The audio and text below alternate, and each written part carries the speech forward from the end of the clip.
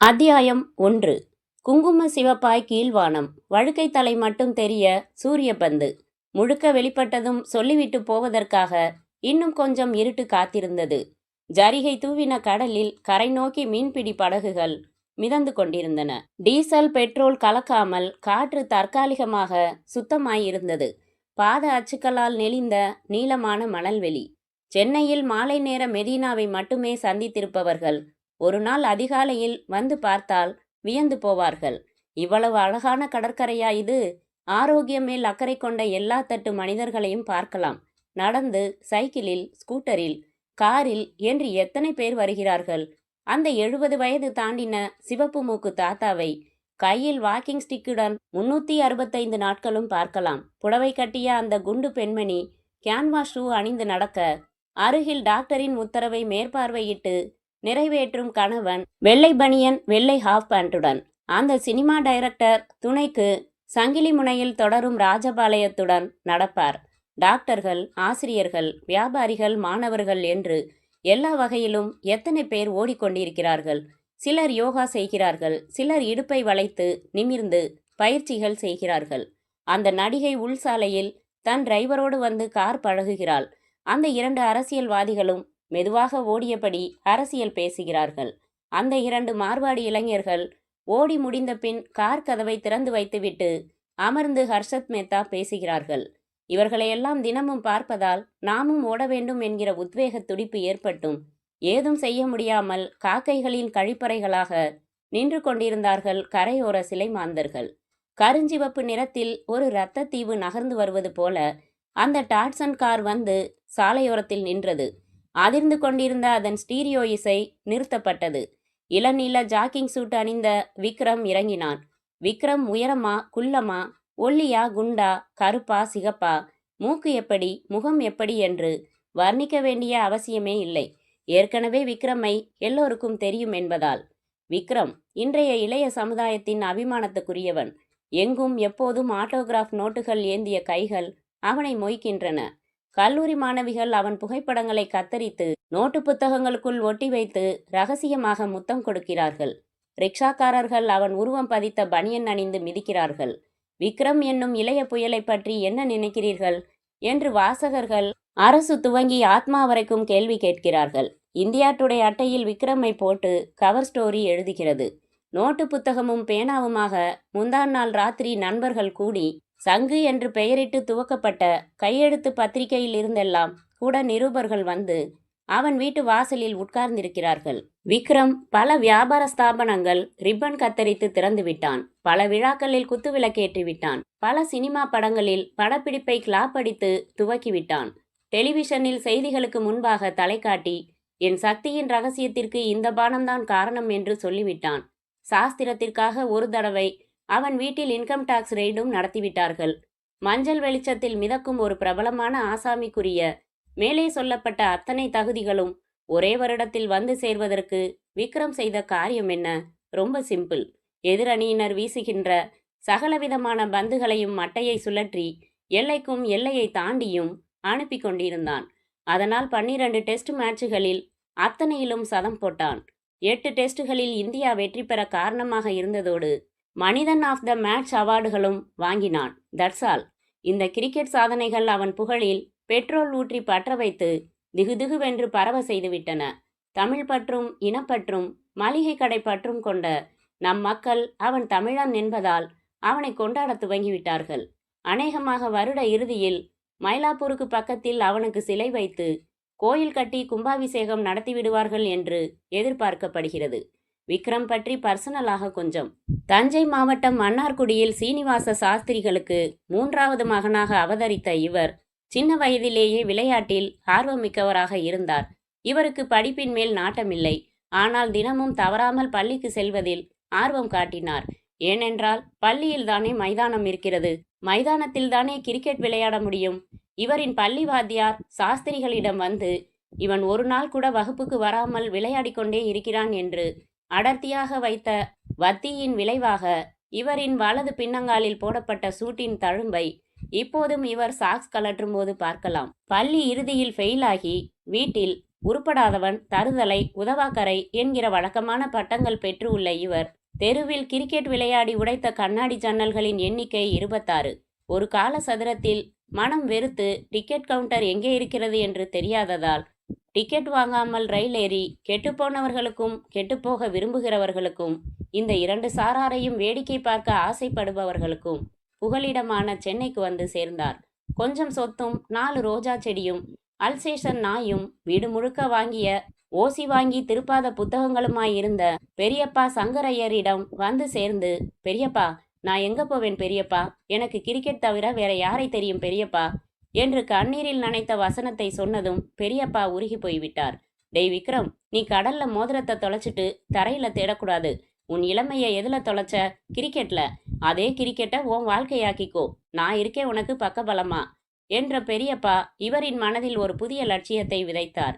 அதன் பிறகு விக்ரம் காலையில் எழுந்ததும் கிரிக்கெட் விலக்கி கிரிக்கெட் குளித்தான், கிரிக்கெட் உடுத்தி கிரிக்கெட் சாப்பிட்டான், கிரிக்கெட் பற்ற வைத்து கிரிக்கெட் சிந்தித்தான், கிரிக்கெட் படித்து கிரிக்கெட் சென்று கிரிக்கெட் செய்து. இன்று இளைய புயல் விக்ரம். நடுவில் கல்கத்தா டெஸ்ட் மேட்ச் விளையாட சென்றபோது அறிமுகம் ரசிகா. மாடலிங் துறையில் இளைய பெண் புயல். முதல் சந்திப்பில் ஆட்டோகிராஃபில் அன்புடன் விக்ரம். அவள் போன் செய்து வாழ்த்திய போது கனவுடன் விக்ரம். வீட்டிற்கு விருந்துக்கு அழைக்கப்பட்டு இவன் சென்றபோது சபலத்துடன் விக்ரம். அவள் 4 பக்கத்திற்கு கடிதம் எழுதிய போது காதலுடன் விக்ரம். 6 மாதத்திற்கு முன்பு ராஜேஸ்வரி கல்யாண மண்டபத்தில் நடைபெற்ற திருமணத்தில் தமிழக முதல்வர் கலந்து கொண்டு மணமக்களை வாழ்த்தினார். ரஜினிகாந்த் 10 பவுன் சங்கிலி பரிசளித்தார். மதுரை விக்ரம் தலைமை மன்றத்திலிருந்து 5 பேர் ஜோதி எடுத்துக்கொண்டு ஓடி வந்து கொடுத்து போட்டோ எடுத்துக்கொண்டார்கள். விக்ரம், உனக்கு இன்று விவாகம் என்று துவங்கி ஒரு ஜிப்பா வாழ்த்து கவிதை வாசித்தளித்தார். மேற்படி விக்ரம் சாலையோரமாக சீராக ஓடத் துவங்க அவன் காரை விட்டு தொலைதூரம் விலகி செல்லும் வரைக்கும் காத்திருந்த அவன் தனது மாருதி காருக்குள்ளிருந்தபடியே போக்கஸ் செய்து விக்ரமின் சிகப்பு டாட்சன் காரின் நம்பர் பிளேட் தெளிவாக தெரியும்படி கேமரா கோணம் அமைத்து கிளிக் படம் எடுத்து முடித்ததும் தன் காரை ஸ்டார்ட் செய்து புறப்பட்டான். வில்லங்கம் பிடித்த ஆதித்யன். அத்தியாயம் 2. வினோதினி. 5.4. சிகப்பு 27. புடவை 38. லிப்ஸ்டிக் 26. குதிரைவால் 36. கைப்பை எடுத்து தோளில் மாட்டிக்கொண்டாள். செருப்புகளின் மேல் ஏறிக்கொண்டாள். வீட்டை பூட்டிக் கொண்டு புறப்பட்டாள். மணிக்கட்டில் கை கடிகாரம் பார்த்தாள். முட்களின் நிலை அவளை பதற வைத்தது. மைதானத்தில் ஆதித்யன் காத்து கொண்டிருப்பான். தாலி வாங்க வேண்டும், பூ வாங்க வேண்டும். பஸ் ஸ்டாப் அருகில் 8 ரூபாய்க்கு பூ வாங்கி அங்கேயே நின்று வைத்து கொண்டதை பஸ் ஸ்டாப் முழுக்க பார்த்தது. இங்கே தாலி கயிறு எங்க கிடைக்கும்? பூக்காரி வினோதினியை வினோதமாக பார்த்து 2 விரல்கள் நடுவில் சிகப்பெச்சில் துப்பிவிட்டு கை காட்டி இடம் சொன்னாள். வந்து தாலி கயிறு வாங்கி மடித்து கைப்பைக்குள் வைத்து கொண்ட பின் ஆட்டோ கண்ணாடி வளையல்கள் சத்தமிட கைத்தட்டினாள். ஏறிக்கொண்டு இடம் சொன்னாள். ஆட்டோ டிரைவர் ரியர்வியூ மிரரை அட்ஜஸ்ட் செய்துவிட்டு கிளப்பினான். அந்த விளையாட்டு மைதானத்தின் வாசலில் இறக்கிவிட்ட ஆட்டோ டிரைவர் மீட்டருக்கு கீழே 10 பைசா குறைவாக இருந்தும் புன்னகையுடன் பெற்றுக்கொண்டு ரசீதாக புகைப்பரப்பி சென்றான். மைதானம் கருங்கல் காம்பவுண்ட் சுவர் கொண்டு அதன் முழுவதும் 10 அடிக்கு ஒரு போகன்வில்லா மரம் வைத்து தரையெல்லாம் சிகப்பு குப்பையாக்கி இருந்தது. 4 கால் பிராணிகள் உள்ளே நுழையாமல் இருக்க பிரதான கேட் அருகில் நீலவாக்கில் இரும்பு பைப்புகள் பதித்திருக்க அதில் தத்தி தத்தி லூனா ஓட்டி சென்ற பெண்ணுக்கு தத்தியது. மைதானத்தின் ஒரு ஓரமாக பா வடிவத்தில் கால்பந்தாட்டத்தின் கோல் எல்லை போல வலை கட்டப்பட்டிருந்தது. அதற்கு சற்று முன்னால் ஸ்டெம்ஸ் வைக்கப்பட்டிருக்க தனக்கு வீசப்படுகிற பந்துகளை அடித்து பிராக்டிஸ் செய்து கொண்டிருந்தான் விக்ரம். வீசுவதற்கு ஒருவன், பந்துகளை பொறுக்குவதற்கு 3 பேர் என்று விக்ரம் தவிர 4 பேர்கள். அவர்களை தவிர அந்த நேரத்தில் மைதானமே காலியாக இருந்தது. ஒரு மரத்தடியில் கழுத்தில் தொங்கும் கேமராவுடன் காத்திருந்த ஆதித்யனிடம் நேராக நடந்தாள் வினோதினி. சாரி, கொஞ்சம் லேட் ஆயிடுச்சு ஆதித்யா. பரவாயில்ல, தாலி வாங்கினியா? வாங்கிட்டேன், சீக்கிரம் கட்டிக்கோ. இங்கேயே வா, யாராவது பாத்திர போறாங்க. அந்த மரத்துக்கு பின்னாடி போய் நின்று கட்டிக்கிட்டு வா. வினோதினி ஒரு பெரிய மரத்திற்கு பின்னால் சென்று நின்று தன்னை யாரும் கவனிக்கவில்லை என்பதை நிச்சயப்படுத்தி கொண்டு கைப்பையில் இருந்து கடையில் வாங்கிய தாலி எடுத்து தன் கழுத்தில் கட்டிக்கொண்டு முன்பகுதியை ஜாக்கெட்டுக்குள் விட்டு கொண்டாள். வந்தாள். ஆதித்யன் அவளை கவனித்தான். புடவை, நெற்றியில் குங்குமம், வகிட்டின் துவக்கத்திலும் குங்குமம், பூச்சரம், தாலி. ஒரு திருமணமான சுமங்கலி கலையில் எதுவும் குறைவில்லை. ஓகே. இருவருமாக நடந்து ஒரு மரநிழலில் இளைப்பாறிக் கொண்டிருந்த விக்ரமின் டாட்சன் கார் அருகே வந்து நின்று கொண்டார்கள். காத்திருந்தார்கள். 10 நிமிடங்களுக்கு பிறகு விக்ரம் தன் பயிற்சியை முடித்து கொண்டான். அருகில் இருந்த மூங்கில் நாற்காலியில் அமர்ந்து கொண்டான். ஈரமான தன் வெள்ளை சட்டையையும் பேண்ட்டையும் உருவி போட்டு தன் சொந்த உடைக்கு மாறினான். மைதான உதவியாளன் ஒருவன் வந்து அவன் கழற்றி போட்ட உடைகளையும் ஷூக்களையும் பேட்டையும் எடுத்துக்கொண்டு மைதானத்தின் மறுபக்கத்தில் இருந்த கட்டிடம் நோக்கி நடந்தான். மற்றொரு உதவியாளன் லைம் ஜூஸ் நீட்டினான். அவனுடைய பயிற்சிக்கு உதவியவர்கள் அவனிடம் சொல்லிவிட்டு விலகினார்கள். தங்கள் மோட்டார் பைக், ஸ்கூட்டர்களில் புறப்பட்டு சென்றார்கள். அது அரசாங்கத்திற்கு சொந்தமான மைதானம். இந்திய கிரிக்கெட் அணியின் நம்பிக்கை நட்சத்திரமாக திகழும் விக்ரம் கௌரவிக்கப்பட வேண்டிய ஆட்டக்காரன். எனவே விக்ரம் பயிற்சி செய்வதற்காகவே அந்த மைதானத்தில் அவனுக்கு வேண்டிய சகல வசதிகளையும் அரசாங்கம் செய்து கொடுத்திருக்கிறது. தினமும் அவன் பயிற்சி செய்கிற காலை நேரங்களில் வேறு எவருக்கும் அங்கே அனுமதி இல்லை. அவன் பயிற்சிக்கு உதவும் உதவியாளர்களுக்கு சம்பளம் விளையாட்டுத்துறை வழங்குகிறது. இப்படி பல சலுகைகள். விக்ரம் தானே தனியாக காரை எடுத்துக்கொண்டு பயிற்சிக்கு வருவான். பயிற்சி முடிந்ததும் 15 நிமிடங்கள் கண்களை மூடி தியானத்தில் ஈடுபடுவான். உடம்புக்கு ஓய்வு கொடுத்து மனதிற்கு பயிற்சி. தனித்து விடப்பட்ட விக்ரம் இப்போது கண்மூடி தியானத்தில் இருக்க அவன் எதிரில் வினோதினியும் ஆதித்யனும் நின்றார்கள். வினோதினி தன் புடவையை லோஹிப் செய்து கொண்டாள். வீசிய காற்றில் முந்தானை ஓரவஞ்சனை செய்து கொண்டிருக்க கண் விழித்த விக்ரம் திகைத்தான். ஹலோ விக்ரம், புன்னகைத்த வினோதினி கை நீட்டி வலிய அவன் கையை பற்றி குலுக்கினாள். குலுக்கின கையை விடுவிக்காமல் 2 கைகளாலும் பிடித்து கொண்டு ஆர்வமாக பேசினாள். நான் வினோதினி, உங்களோட ஃபேன். தப்பு, அப்படி சொல்லக்கூடாது. வெறி பிடிச்ச ரசிகை. விக்ரம் பைத்தியம். இங்கே வந்தாதான் உங்களை தனியாக சந்திச்சு பேச முடியும்னு தெரிஞ்சுக்கிட்டு இங்கே வந்தேன். ஐயோ, உங்களோட எவ்வளவோ பேசணும்னு நினச்சிக்கிட்டு வந்தேன். உங்களை பார்த்ததும் எதுவுமே பேச வரல. அவள் கைகளிலிருந்து தன் கையை நாசுக்காக விலக்கி கொண்ட விக்ரம் புன்னகைத்தான். உங்க ஹஸ்பண்ட் என்ன பண்றார் என்றான் அவள் கழுத்தில் இருக்கும் தாலி பார்த்து. அது ஒரு ரசனை கெட்ட ஜென்மம் விக்ரம். ஞாபகப்படுத்தாதீங்க ப்ளீஸ். சந்தேக பிராணி. அபிமானத்துக்கும் காதலுக்கும் வித்தியாசம் தெரியாத க்ரூக்கட் மைண்ட். வீடு பூரா உங்க போட்டோவை நான் ஒட்டி வச்சிருப்பேன். அதுக்கு ஒரு நாள் கேட்டார் இப்படி வெறி பிடிச்சு நடந்துக்கிறியே, அந்த விக்ரம் வந்துடுன்னு சொன்னா அவனோட ஓடி போயிடுவியா? எப்படி கேள்வி? டூ மச் என்று சிரித்தான் விக்ரம். நான் என்ன சொன்னேன்னு கேட்கணும் நீங்க என்ன சொன்னீங்க? அவர் வந்துடுன்னு எல்லாம் கூட சொல்ல வேண்டியதில்ல. என்னை பார்த்து ஒரு தடவை சிரிச்சா போதும், உங்களை டைவர்ஸ் பண்ணிட்டு போயிடுவேன்னு சொன்னேன். இது டூ மச். ஆனா உண்மை விக்ரம், உங்க ஸ்டைல், உங்க பிளே, உங்க ஸ்ட்ரோக்ஸ் பார்த்து எனக்கு அப்படி ஒரு லவ் வந்துடுச்சு. நீங்க எந்த சென்ஸில் வேணாலும் எடுத்துக்கலாம்.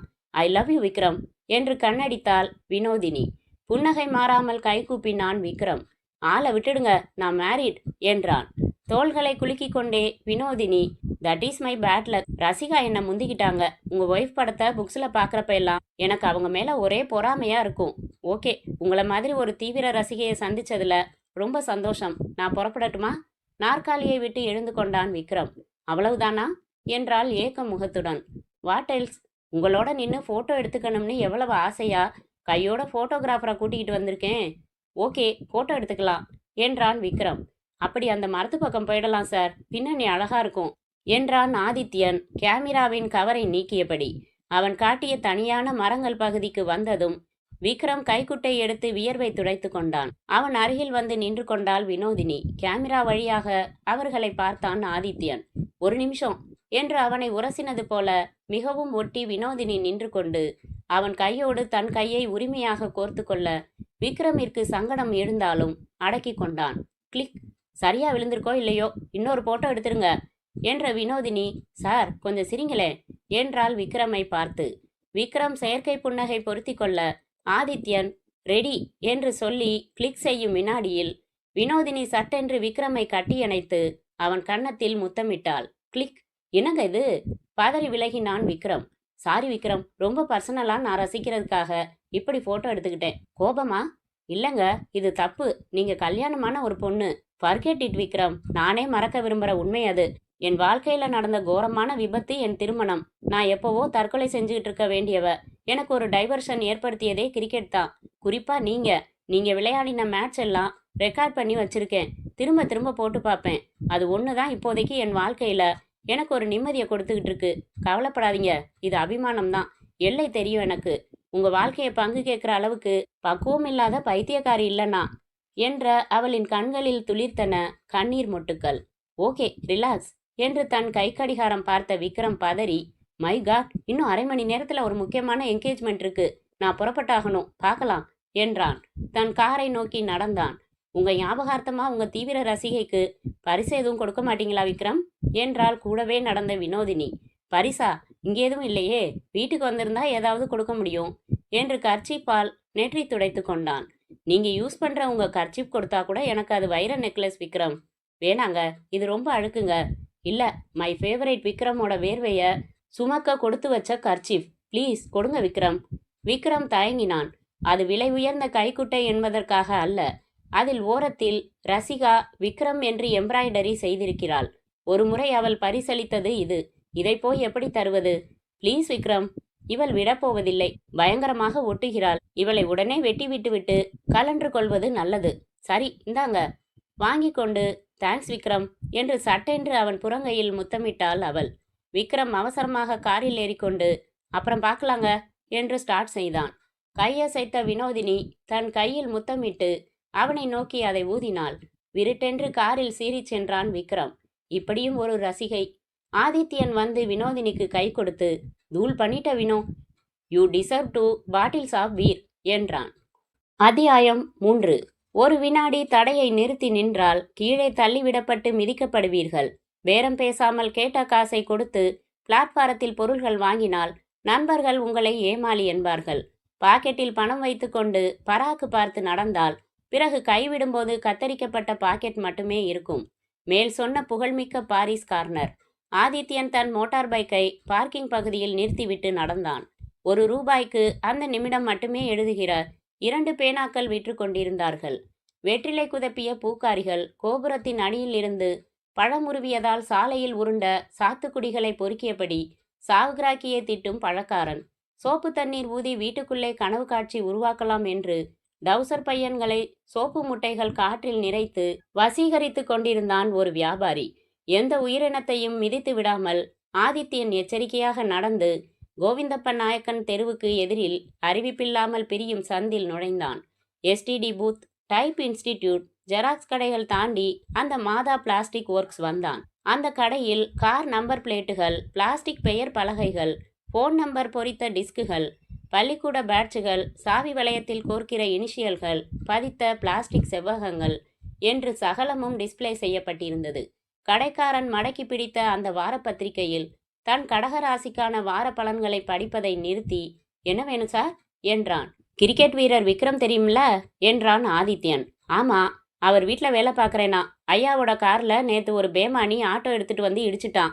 Number plate நொறுங்கிடுச்சு. பேரை போடணும். உட்காருங்க சார். என்ன கார்? டாட்சன். உடஞ்ச நம்பர் பிளேட் எடுத்து வந்தீங்களா? போட்டோ இருக்கு. ஆதித்யன் கடற்கரையில் எடுத்த கலர் புகைப்படத்தை எடுத்து நீட்டினான். இதே ஸ்டைல், இதே டிசைன்ஸ் வேணும். முன்பக்க பிளேட்டும் புதுசா மாத்திடலாம்னு. அதுவும் செஞ்சிருந்தீங்களா? எவ்வளவு ஆகும்? கடைக்காரன் ரீஃபில் எடுத்து கணக்கிட்டு பார்த்து தொகை சொன்னான். அட்வான்ஸ் கேட்டான். மறுநாள் தருவதாக சொன்னான். ஆதித்யன் பேரம் பேசாமல் சம்மதித்து அட்வான்ஸ் கொடுத்து ரசீது வாங்கி கொண்டான். நாளைக்கு மத்தியானம் டிலே பண்ணாம கொடுத்துடுங்க. ஐயா நாளன்னைக்கு வண்டி எடுத்துக்கிட்டு திருப்பதி போறாரு. கோடம்பாக்கம் பாலத்தில் இறங்கியதும் இடதுபுற வெட்டுச்சந்தில் மாடியில் இருந்தது அந்த நிறுவனம். பவானி ஹேர் ஸ்டைலிஸ்ட் என்று பெயர். போர்டில் அடுத்த வரியில் துவங்கி லேகிய வியாபாரியின் விளம்பரம் போல முழு விவரமும் இருந்தது. எங்களிடம் சினிமா மற்றும் நாடகங்களில் பயன்படுத்துவதற்கான விதவிதமான விக்குகளும் ஒட்டுதாடி ஒட்டு மீசைகளும் குறைந்த வாடகையில் கிடைக்கும். ஆர்டரின் பேரில் தயாரித்து தரவும் படும். உரிமை கே. சித்ரசாமி. சித்ரசாமி தற்சமயம் பையனை விட்டு வாங்கி வர சொன்ன மைசூர் போண்டாவை சாப்பிட்டு முடித்து இலையை கசக்கி எழுந்திருக்க, வணக்கம் என்று உள்ளே வந்தான் ஆதித்யன். ஒரு செகண்ட் தயங்கி பிறகு எச்சில் கையுடன் வணக்கம் சொல்லிவிட்டு கை கழுவி திரும்பினார் சித்ரசாமி. கண்ணாடி அலமாரிகளுக்குள் காகித கூடில் செய்த மனித தலைகள் விதவிதமாக இருந்தன. ஒவ்வொரு தலையும் ஒவ்வொரு வித விக்கு வைத்து வேறு வேறு டிசைனில் மீசை ஒட்டப்பட்டிருந்தது. சிலவற்றில் தாடிகள், பிறகு பெண்களுக்கான விக்குகள். சொல்லுங்க, ஹெல்ப் யூ வாட் என்றார் சித்ரசாமி. வெள்ளையர்களின் மேல் இன்னும் விரோதம் தணியாததால் அவர்களின் மொழியை பழிவாங்குவதை வழக்கமாக கொண்டவர். நான் திருச்சியிலிருந்து வரேன். ஒரு தனியார் கம்பெனியில் வேலை பார்க்குறேன். நண்பர்கள் எல்லாம் சேர்ந்து நாடக குழு வச்சிருக்கோம். நான் கதை வசனம் எழுதி ஒரு நாடகம் தயாரிச்சிருக்கேன். நான் தான் ஹீரோ. நாடகத்துக்கான விக்ஸு விலைக்கே வேணும். அப்பதான் அடுத்தடுத்த நாடகங்களுக்கும் யூஸ் பண்ண முடியும் என்றான் ஆதித்யன். சித்ரசாமி பையனை அழைத்து டபுள் ஸ்ட்ராங்கா 2 டீ சொல்லிவிட்டு, very good. Drama society do good thing. I very interest time no. So வியாபாரம். உங்களுக்கு என்ன வேணும் என்றார். 2 செட் மீசைகள் தாடிகள் சொல்லி, அப்புறம் இந்த நாடகத்துல இப்ப பாப்புலரா இருக்கிற கிரிக்கெட் பிளேயர் விக்ரம் மாதிரி ஹேர் ஸ்டைலும் மீசையும் வச்சுக்கிட்டு நடிக்கலாம்னு பாக்குறேன். அது மாதிரி விக் இருக்குமா என்றான். விக்ரம் ஹேர் ஸ்டைல் கொஞ்சம் பெக்குலியர். கோரை முடி விளையாடுறப்போ நெத்தி பூரா மறைச்சிடும். தள்ளி தள்ளி விட்டுக்குவாரு. அதே மாதிரி விக் வேணும்னா செஞ்சுதான் தரணும். 2 நாள் ஆகும். You ready wait. பரவாயில்ல சார், தங்கி வாங்கிட்டு போறேன். சித்திரச்சாமி இன்ச்சு டேப் எடுத்து ஆதித்யனின் தலையை பல கோணங்களில் அளந்து குறித்து கொண்டபடி, மூக்கு வாயெல்லாம் கிட்டத்தட்ட விக்ரம் சாயல்லையே உங்களுக்கு காட் கிவன். விக்கு மட்டும் வச்சு மீச ஒட்டினா விக்ரமுக்கு டூப் போடலாம் போலிருக்கே என்றார். ஆதித்யன் அசடு கலந்து சிரித்து அட்வான்ஸ் கொடுத்தான். 2 தினங்கள் கழித்து வந்து பெற்றுக்கொள்வதாக சொல்லி புறப்பட்டான். ஒரு சிகரெட் பற்ற வைத்து பைக்கை ஸ்டார்ட் செய்தான். அத்தியாயம் 4. படுக்கையில் படுத்துக்கொண்டு புத்தகத்திற்கு மட்டும் வெளிச்சவட்டம் அமைத்து டைஜஸ்ட் படித்து கொண்டிருந்தான் விக்ரம். சிறிய பிளாஸ்குடன் உள்ளே வந்த ரசிகா கதவை சாத்தினாள். ரசிகா உயரமாய் இருந்தாள். ஸ்லீவ்லெஸ் ஜாக்கெட் புடவை கொண்டை போட்டிருந்தாள். அதிகமில்லை ஜென்டில்மேன். ஒரு துளி பொட்டு வைத்திருந்தால் கண்களில் வசீகரம் இருந்தது. இழுத்து கட்டப்பட்ட வில்லாக உடம்பு. அதில் பாய தயாராய் அம்புகள். பால் இப்ப சாப்பிட்றீங்களா அப்புறம் சாப்பிட்றீங்களா விக்ரம்? புத்தகத்தை தாழ்த்தி அவள் கையில் பிளாஸ்கை பார்த்தான் விக்ரம். புன்னகைத்தான். இந்த கேள்விக்குள் வேறு ஒரு கேள்வி பதுங்கி இருக்கிறது. இந்த பிளாஸ்க் ஒரு தீர்மானத்தை மௌனமாக சொல்கிறது. இது அந்தரங்க பரிபாஷை. வழக்கமாக வெள்ளி டம்ளரில் எடுத்து வரும் பாலை பிளாஸ்கில் ஊற்றி ரசிகா எடுத்து வந்தால் அதை விக்ரம் உடனே குடிக்க தேவையில்லை, அப்புறம் குடிக்கலாம் என்று அர்த்தம். ரசிகா வார்ட்ரோப் திறந்து லாட்டின் கருநீளத்தில் நைட்டி எடுத்தாள். அணிந்து கொண்டாள். கொண்டையை பிரித்து கூந்தலை லூசாக விட்டு அவன் அருகே அமர்ந்து கொண்டாள். பத்ரி ஃபோன் செஞ்சார் விக்ரம். உங்ககிட்ட இருந்து கன்ஃபர்மேஷன் வேணும்னு சொன்னாரு. எதுக்கு? அடுத்த வாரம் வர்ற என்னோட பர்த்டேய ஒரு பெரிய பார்ட்டியா பத்ரிய ஆர்கனைஸ் பண்ணியிருக்கான். அடையாறுல கிரிக்கெட் லவர் சேர்ந்து ஒரு அசோசியேஷன் வச்சிருக்காங்க. அதுல இவன் மெம்பர். எல்லா மெம்பர்ஸும் பெரிய பணக்காரங்க.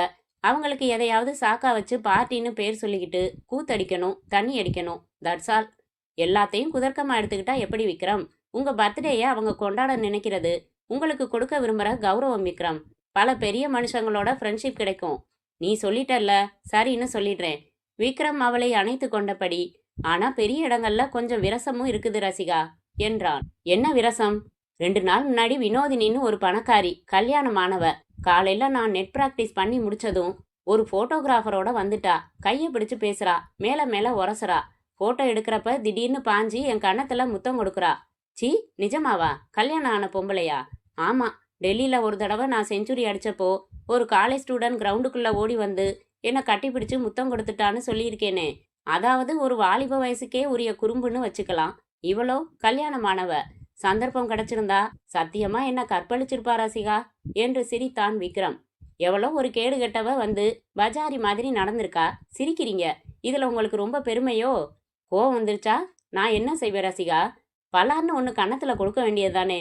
அவளுக்கு தான் இங்கிதம் இல்லை. நானும் இங்கிதம் இல்லாம நடந்துக்க முடியுமா ரசிகா? இப்படியும் சில பேர்னு சகிச்சுக்க வேண்டியதுதான். புகழோட இருக்கிறதால வர்ற தொந்தரவுகள்ல இதுவும் ஒண்ணுமா? வாட்டுடு. நான் வேர்வை துடைச்ச கர்ச்சிப்ப கொடுத்துதான் ஆகணும்னு பிடிவாதமா வாங்கிக்கிட்டா. அப்படி என்னதான் ரசனையோ? அவன் மார்பில் இருந்து கோபமாக விலகின ரசிகா, எது? நான் உங்க பேரை எம்ப்ராய்டரி பண்ணி கொடுத்தேனே, அந்த கர்ச்சிப்பா என்றாள் ஆத்திரமாக. வேற வழி இல்லம்மா.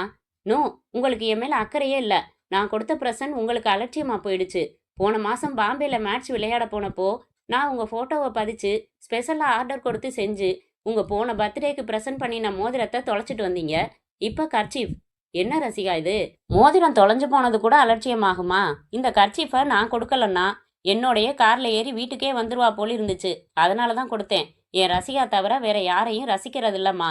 விக்ரம் அவள் கன்னத்தை தடவ மீண்டும் அவன் மார்பில் சாய்ந்தாள் ரசிகா.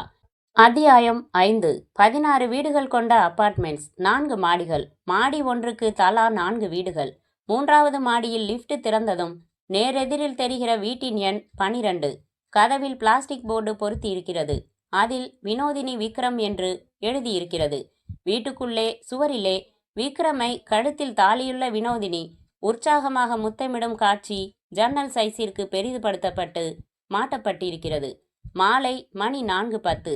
சூரியன் போனால் போகிறது என்று வறுவல் வேலையை நிறுத்தி கொண்டதும் பதுங்கியிருந்த கடல் காற்று தைரியமாக ஊருக்குள் பிரவேசித்துக் கொண்டிருந்தது. வினோதினி ஷவரை நிறுத்தினாள். பூத்துண்டு எடுத்து உடலை துவட்டி கொள்ளும் முன்பாக பாத்ரூமின் பெரிய கண்ணாடியில் ஈர வினோதினியை பார்த்து கொண்டாள். கடவுளே, நன்றி. எனக்கு நீ நல்ல அப்பாவை தரவில்லை, நல்ல அம்மாவை தரவில்லை, நல்ல படிப்பை தரவில்லை, யோக்கியமான காதலனை தரவில்லை, எல்லாரையும் போல இனிமையான ஒரு குடும்ப வாழ்க்கையை தரவில்லை. ஆனால் அழகான உடல் தந்தாய். அதை வைத்து பிழைக்க வழி தந்தாய்.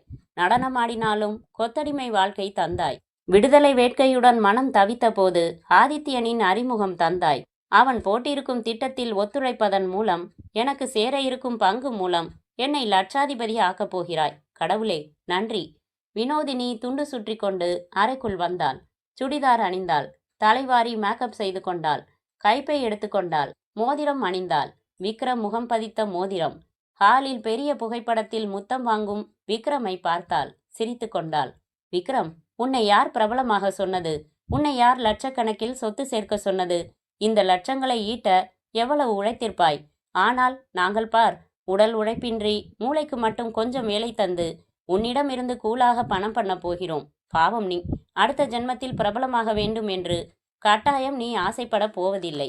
தன் வீட்டின் கதவை மூடினாள். லிஃப்ட். கீழே வந்தாள். ஆட்டோ. இறங்கிக் கொண்டாள். ரூபாய் 17.40. ஆட்டோ விலகியதும் நிமிர்ந்தாள். வர்ணக்கொடிகள் படபடக்கும் ஹோட்டல் மீரா. 5 நட்சத்திர கான்கிரீட் சவால். ஒவ்வொரு செங்கல்லும் ஈகோ சுமந்திருந்தது. சாலையில் நடந்து போகிற ஆசாமிகளை மௌனமாக அலட்சியப்படுத்தும் முகப்பு ஜோடனை. நடுத்தர வர்க்கத்தை தூரத்தில் நிறுத்தி வைக்கும் மின்சார அலங்காரங்கள். எங்கெங்கு காணினும் கார்களடா, மேல் ஜாதி கார்கள். மடிப்பு களையாமல் உடுத்திய வாசமுள்ள மனிதர்கள். காசை கையால் தொடாத கிரெடிட் கார்டு மாந்தர்கள். வினோதினிக்கு கண்ணாடி கதவு திறந்துவிட்ட மகாராஜா புன்னகையை டிப்ஸாக பெற்று இடுப்பு வரை குனிந்தார். ரிசப்ஷன் சொர்க்கத்தில் ஒரு ரம்பை முன்பாக வந்து நின்றாள். ஒரு டபுள் ரூம் ப்ளீஸ். அந்த செயற்கை இமைகள் பொருத்தின சிட்டு. எங்கே இன்னொருத்தர் என்றால் பொருத்தமான ஆங்கிலத்தில். இனிமேல் வந்து சேர்ந்துக்குவார். நான் வினோதினி விக்ரம் என்று மோதிரம் காட்டினாள். மோதிரத்தில் விக்ரம். அவள் வரதட்சணை இல்லாமல் புருஷன் கிடைத்து விட்டதைப் போல கண்களை மலர்த்தி, ஓ, தி கிரேட் கிரிக்கெட் பிளேயர் விக்ரமோட மிஸ்ஸஸா நீங்க என்று கை குலுக்கினாள். ரோஜா இதழ் வைத்து தைத்த கை. லெட்ஜரில் விலாசம் நிரப்ப சொல்லி கையெழுத்து போட சொல்லி அட்வான்ஸ் பெற்றுக்கொண்ட பின் அரை எண்ணை அறிவித்தாள். 507. விக்ரம் வருவாரா மேடம்? ஷியூர் என்றால் லெட்ஜரில் தன் பெயர் தவிர விலாசத்தை பொய்யாய் எழுதின வினோதினி. ப்ளீஸ் மேடம், எனக்கு அவர்கிட்ட இருந்து ஒரு ஆட்டோகிராஃப் வேணும். வாங்கித்தரேன். Thank you madam. 5வது மாடி மேடம். இதோ லிஃப்ட் மேடம். ரூம்பாய் முன் செல்ல வினோதினி லிஃப்ட் பயணம் முடித்து அறைக்கு வந்தாள். சகல பூலோக வசதிகளும் ஒருங்கிணைந்த சொர்க்கத்தீவாக அந்த குளிர் அறை. மெகா கட்டில். ரகசியமாக கசிந்து வந்த நல்ல வாசனை. ரூம்பாய் போனதும் ரெஃப்ரிஜிரேட்டர் திறந்து தண்ணீர் குடித்தாள். டெலிஃபோன் எடுத்து விக்ரமின் எண் சொல்லி தொடர்பு கேட்டாள். வினாடிகளில். Hello, Vikram here. Good evening Vikram. Vinodhini பேசுகிறேன். நீங்களா? How are you? என் உடம்புல இப்போ இருக்கிற அனல்ல இருந்து மின்சாரம் தயாரிக்கலாம் விக்ரம். மை காட், ஜொரமா? ஜொரத்துக்கு பேரு விக்ரம் ரியா. விக்ரம், ஹோட்டல் மீரால 507ல் தங்கியிருக்கேன். அங்கிருந்து தான் பேசுகிறேன். அவர் ஊரில் இல்லை. எப்போ வரீங்க Vikram? I want to meet you. என்னங்க இது? எல்லை மீறி பேசுகிறீங்க. எல்லை மீறலாமான்னு தான் கேட்குறேன். நான்சென்ஸ், நான் அப்படிப்பட்டவன் இல்லை. எதிர்முனை சடக்கென்று கத்தரிக்கப்பட்டதும் சிரித்துவிட்டு ஃபோனை வைத்தாள் வினோதினி. தெரியும் விக்ரம், நீ வரமாட்டாய். உன்னை அலசி ஆராய்ந்து மிக சரியாக கணித்து வைத்திருக்கிறான் ஆதித்யன். வேண்டாம், நீ இங்கே வரவே தேவையில்லை. நீ வராமலேயே வரப்போகிறாய். உள்ளங்கையில் எழுதி வைத்திருந்த எண்ணை பார்த்து கொண்டு அந்த பொது தொலைபேசியில் எண்களை சுழற்றினான் ஆதித்யன். ஹலோ, சபதம் வீக்லி என்றது எதிர்முனை கரகர. உங்க எடிட்டர் குஞ்சித பாதத்துக்கிட்ட உடனே பேசணும். நான் ஒரு சபதம் வாசகன். அர்ஜென்ட்டான செய்தி ஒன்று சொல்லணும். கொஞ்சம் வெயிட் பண்ணுங்க. சமுதாயத்தில் புகழோடு இருக்கிற பெரிய பிரபலமான புள்ளிகள் அந்தரங்கமாக செய்கிற தவறுகளை வெளிச்சம் போட்டு ஆதாரங்களுடன் பகிரங்கப்படுத்தி அவர்களை திருத்துவதன் மூலம் சமுதாயத்தை திருத்துகிற நல்ல சீரிய நோக்கத்துடன் துவங்கப்பட்ட சபதம் அரசியல் புள்ளிகள், நடிகர், நடிகைகள், தொழிலதிபர்கள் என்று யாரையும் விட்டு வைக்காமல் அவர்களை வேவு பார்த்து துப்பறிந்து பல அசிங்க அந்தரங்கங்களை வெளியிட்டு சர்க்குலேஷனில் வெற்றி கொடி நாட்ட காரணமாக இருந்த எடிட்டர் குஞ்சித பாதம் ஹலோ என்றார். முற்றுப்புள்ளி. சார், நான் உங்க வாசகன் பேசுறேன். எனக்கு கொஞ்ச நேரத்துக்கு முன்னாடி ஒரு கிராஸ்டாக் கிடைச்சது. ஒரு ஆம்பளை வாய்ஸ், ஒரு பொண்ணு வாய்ஸ். ஆம்பளை வாய்ஸ் கேட்ட மாதிரி இருக்கேன்னு கவனிச்சேன். பிரபல கிரிக்கெட் புள்ளி விக்ரம் வாய்ஸ் சார். பேசின பொண்ணு பேரு வினோதினி. Very good. என்ன பேசினாங்க அதை சொல்லுங்க. அந்த பொண்ணு ஹோட்டல் மீரால ரூம் நம்பர் 507ல தங்கி இருக்கு சார். இன்னைக்கு ராத்திரி 11 மணிக்கு விக்ரம் அந்த பொண்ணை பார்க்க அந்த ரூமுக்கு போக போறார் சார். அவங்க பேசிக்கிட்டதோட சாராம்சம் இதுதான் சார். உடனே உங்களுக்கு ஃபோன் போட்டு சொல்லணும்னு தோணுச்சு சார். ரொம்ப தேங்க்ஸ். உங்க பேரு? ராமசாமி சார். உங்க விலாசம் என்ன? அது எதுக்கு சார்? சரி வேணா விடுங்க, நான் பார்த்துக்கிறேன். போனை வைத்த எடிட்டர் குஞ்சித பாதம் உடனே இன்டர்காமில், திலீப் உடனே வாயா என் ரூமுக்கு என்று விட்டு அலுமினிய டப்பா திறந்து வெற்றிலை எடுத்து போட துவங்கினார். அடுத்த இதழுக்கு அவர் ரெடி. அத்தியாயம் 6. அடுத்த சபதம் வார இதழின் போஸ்டரில் கிரிக்கெட் வீரர் விக்ரமின் மன்மத லீலைகள் அம்பலம் என்று எழுத்துக்கள் அலறின. இதழின் 2ஆம் பக்கத்திலேயே அதே தலைப்பில் கட்டுரை துவங்கியது. 3 பக்கங்கள் எழுதியிருந்தார்கள். அங்கங்கே 3 புகைப்படங்கள் இருந்தன. புகைப்படம் 1, ஹோட்டல் மீராவின் பார்க்கிங் பகுதியில் TN 071935 என்ற எண்கள் பளிச்சென்று தெரியும்படி சிகப்பு நிற டாட்சன் கார் மற்ற கார்களுக்கு நடுவில் நிற்கும் தோற்றம். புகைப்படம் 2, அதே காரில் இருந்து கோரைமுடி தலையுடன், கழுத்தில் சுற்றிய மஃப்ளருடன், அகலமான கூலிங் கிளாஸுடன் விக்ரம் கீழே இறங்கும் தோற்றம். புகைப்படம் 3, ரூம் நம்பர் 507 என்பது கதவில் பளிச்சென்று தெரிய அந்த அறைக்கதவை திறந்து விக்ரம் உள்ளே நுழையும் காட்சி. கட்டுரையில் இந்திய அணியின் முதுகெலும்பு என்று கவாஸ்கரால் வர்ணிக்கப்பட்ட இளைய கிரிக்கெட் ஆட்டக்காரர் விக்ரம். இவர் தமிழ்நாட்டை சேர்ந்தவர். சமீபத்தில் கிரிக்கெட் ஆட்டங்களில் பல புதிய சாதனைகளை தனது அபாரமான ஆட்டத் திறமையால் சாதித்து காட்டியதோடு மட்டுமல்லாமல் இந்திய அணியையே தலை நிமிர செய்தவர் என்பதால் இந்தியா முழுக்க திடீரென்று பிரபலமானார் விக்ரம். இவரின் புகைப்படத்தை வெளியிடாத பத்திரிகைகளே இல்லை. இவரை பற்றி பேசாத இளைஞர்களே இல்லை. கிராமத்து சிறுவர்களுக்கும் கூட விக்ரம் என்றால் தெரிகிற அளவிற்கு புகழ் பெற்றுள்ள இவரின் வாழ்க்கை இவரை போற்றி பாராட்டும் இளைஞர்களுக்கு ஒரு வழிகாட்டியாக இருக்க வேண்டாமா? மாறாக இவரின் அந்தரங்க வாழ்க்கை அசிங்கப்பட்டிருக்கிறது என்பதை இவரை துதிப்பாடும் கூட்டத்திற்கு எடுத்து சொல்ல வேண்டியது நமது சபதம் இதழின் கடமையாகிறது. இவர் சமீபத்தில்தான் ரசிகா என்னும் இளம்பெண்ணை காதலித்து திருமணம் செய்து கொண்டார். ரசிகாவும் அழகில் குறைந்தவரல்ல. அப்படி இருக்க இந்த பிரபலம் தன் மனைவிக்கு துரோகம் செய்து கண்டபடி கூத்தடிக்கிறார். கடந்த 16ஆம் தேதி இரவு 11 மணிக்கு விக்ரம் தனது சிகப்பு நிற டாட்சன் காரில் TN 071935 5 நட்சத்திர ஹோட்டல் மீராவிற்கு வந்தார்.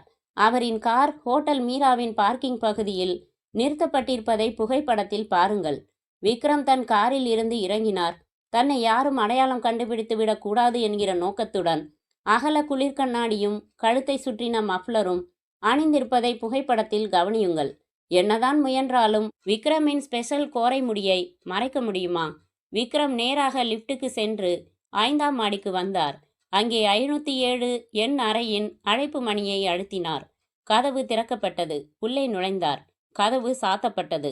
அவர் 507ஆம் நம்பர் அறைக்குள் நுழைவதை நமது நிருபர் திலக் சாமர்த்தியமாக படம் பிடித்திருக்கிறார். அதன் பிறகு அந்த 507ஆம் நம்பர் அறை யார் பெயரில் பதிவாகியுள்ளது என்று துப்பறிந்த போது அது வினோதினி விக்ரம் என்ற பெயரில் பதிவாகியுள்ளது தெரிய வந்தது. வினோதினி விக்ரம் யார்? விக்ரம் என்று இவரின் பெயரையும் இணைத்து போட்டுக் கொள்வதற்கு என்ன அர்த்தம்? வினோதினி இவர் மனைவியா? எனில் ரசிகா யார்? ரசிகாவை ஏமாற்றி திருமணம் செய்தாரா? வினோதினி இவரின் மனைவி என்றால் பகிரங்கமாகவே வீட்டில் குடித்தனம் நடத்தலாமே. ஹோட்டலில் அறை எடுத்து தங்கி கூத்தடிக்க வேண்டிய அவசியம் என்ன? புரியாத பல கேள்விகளுக்கு விடை தேடும் நோக்கத்துடன் ஹோட்டல் ரெஜிஸ்டரில் வினோதினி கொடுத்திருக்கும் விலாசத்தை தேடி சென்றபோது நமது நிருபருக்கு ஏமாற்றமே மிஞ்சியது. அது பொய்யான விலாசம் என்ற போதிலும் இந்த விவகாரத்தை நாம் இத்துடன் விடுவதாக இல்லை. அந்த வினோதினி யார், இப்போது எங்கிருக்கிறார் என்கிற தகவல்களை எல்லாம் தீவிரமாக துப்பறிந்து வருகிறோம். நமது வாசகர்களுக்கு சபதம் அடுத்த இதழிலேயே அவற்றை வழங்க முயற்சிக்கிறோம். முழுக்க வாசித்து விட்டு நிமிர்ந்தால் வினோதினி. சோஃபாவில் அமர்ந்திருந்த ஆதித்யன் விட்டம் நோக்கி வட்டம் வட்டமாக புகை அனுப்பி கொண்டிருந்தான். ஆதித்யா, நீ சாதிச்சிட்ட என்றாள். உன் ஒத்துழைப்பு இல்லாம என்ன செஞ்சிருக்க முடியும் வினோ? சரி, இப்போ நம்ம நெக்ஸ்ட் மூவ் என்ன? நீதான் சொல்ல. இப்போ விக்ரம் இந்த செய்தியை பத்திரிக்கையில படிச்சுட்டு துடிச்சு போயிருப்பான். பொண்டாட்டி ஒரு பக்கம் சட்டையை பிடிச்சிருப்பா. டென்ஷன்ல இருப்பான் அவன். இப்போ அவனை நான் கான்டாக்ட் பண்ணணும். என்ன விக்ரம், நம்மளை பத்தி மேட்டர் வந்திருக்கே, படிச்சியா? என் வீட்டில் நான் உனக்கு முத்தம் கொடுக்குற ஃபோட்டோவை பெருசாக மாட்டியிருக்கேன். உன் மோதிரத்தை என் விரலில் மாட்டியிருக்கேன். ஹோட்டல்ல நீ என்னோட தங்கின மாதிரி ஸ்தாபிச்சிட்டேன். இப்போ எல்லா பத்திரிகைக்காரங்களையும் என் வீட்டுக்கு கூப்பிட்டு விக்ரம் என்ன கல்யாணம் பண்ணிக்கிறேன்னு சொல்லி மோசம் பண்ணிட்டான்னு சொல்லி கண்ணை கசக்கினா எல்லாரும் நம்புவாங்க.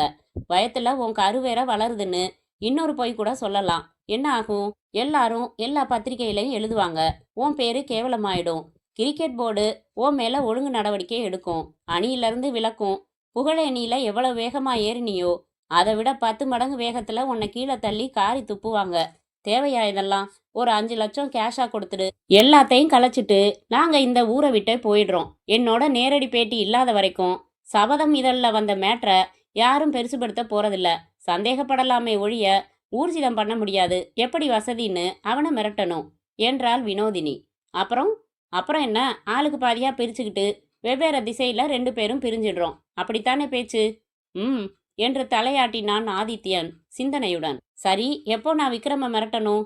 இருவினோ, அவசரப்படாத. இன்னைக்கு தானே புத்தகத்துல மேட்டர் வந்திருக்கு. அவன் பார்த்தானோ இல்லையோ 2 நாள் போகட்டும். பல பேர் பார்த்து அவனை கேட்டு அவன் அவமானப்பட்டு நல்லா டென்ஷன் ஆகட்டும். அதுக்கப்புறம் மிரட்டலாம். அதுக்குள்ள பத்திரிக்கைக்காரங்க என்னை தேடி வந்துட்டா? வரமாட்டாங்க. வந்தாலும் எதுவும் வாயை திறக்காத. 2 நாள் கழிச்சு வாங்க, விவரமா சொல்றேன்னு சமாளிச்சு அனுப்பிச்சிடு. நான் வரட்டுமா? எழுந்து கொண்டு வாசல் நோக்கி நடந்த ஆதித்யனின் முன்னே வந்து கையை குறுக்கே நீட்டினாள் அவள். என்ன, தங்கிட்டு போகலாமே? கண்ணடித்தாள். இந்த ப்ராஜெக்ட் முடிகிற வரைக்கும் என் கவனம் சிதறிடக்கூடாதுன்னு ஒரு வைராக்கியம் வேணும். 2வது, எனக்கு உன் மேல லவ் கிவ் எதுவும் கிடையாது. Mind it. இந்த திட்டத்துல நீயும் நானும் ஈக்குவல் பார்ட்னர்ஸ், அவ்வளவுதான். சரி, நான் என்ன இப்போ என்னை கல்யாணம் பண்ணிக்கவா சொன்னேன்? 5 லட்சம் கைக்கு வந்ததும் கொண்டாடலாம் வினோ. அவள் கன்னத்தில் தட்டி குட் நைட் சொல்லி கதவை திறந்து போயே விட்டான் அவன். ச என்று காலால் பூமியை உதைத்தாள் வினோதினி. அத்தியாயம் 7. காரை தன் நண்பன் பத்ரியின் வீட்டு வாசலில் நிறுத்தி இறங்கினான் விக்ரம். ஜாக்கிங் உடையில் இருந்தான். சட்டை முதுகை காற்றுக்கு வழி இல்லாமல் அணைத்து கொண்டிருந்தது. மணி விடிந்துவிட்ட 7:30. பத்ரி தன் வீட்டு தோட்டத்தில் லுங்கி பனியனுடன் போன்சாய் தொட்டிகளுக்கு தண்ணீர் ஊற்றி கொண்டிருந்தான். பத்ரி விக்ரமின் நெடுநாள் தோழன். கிரிக்கெட் விளையாட தெரிந்தவன்.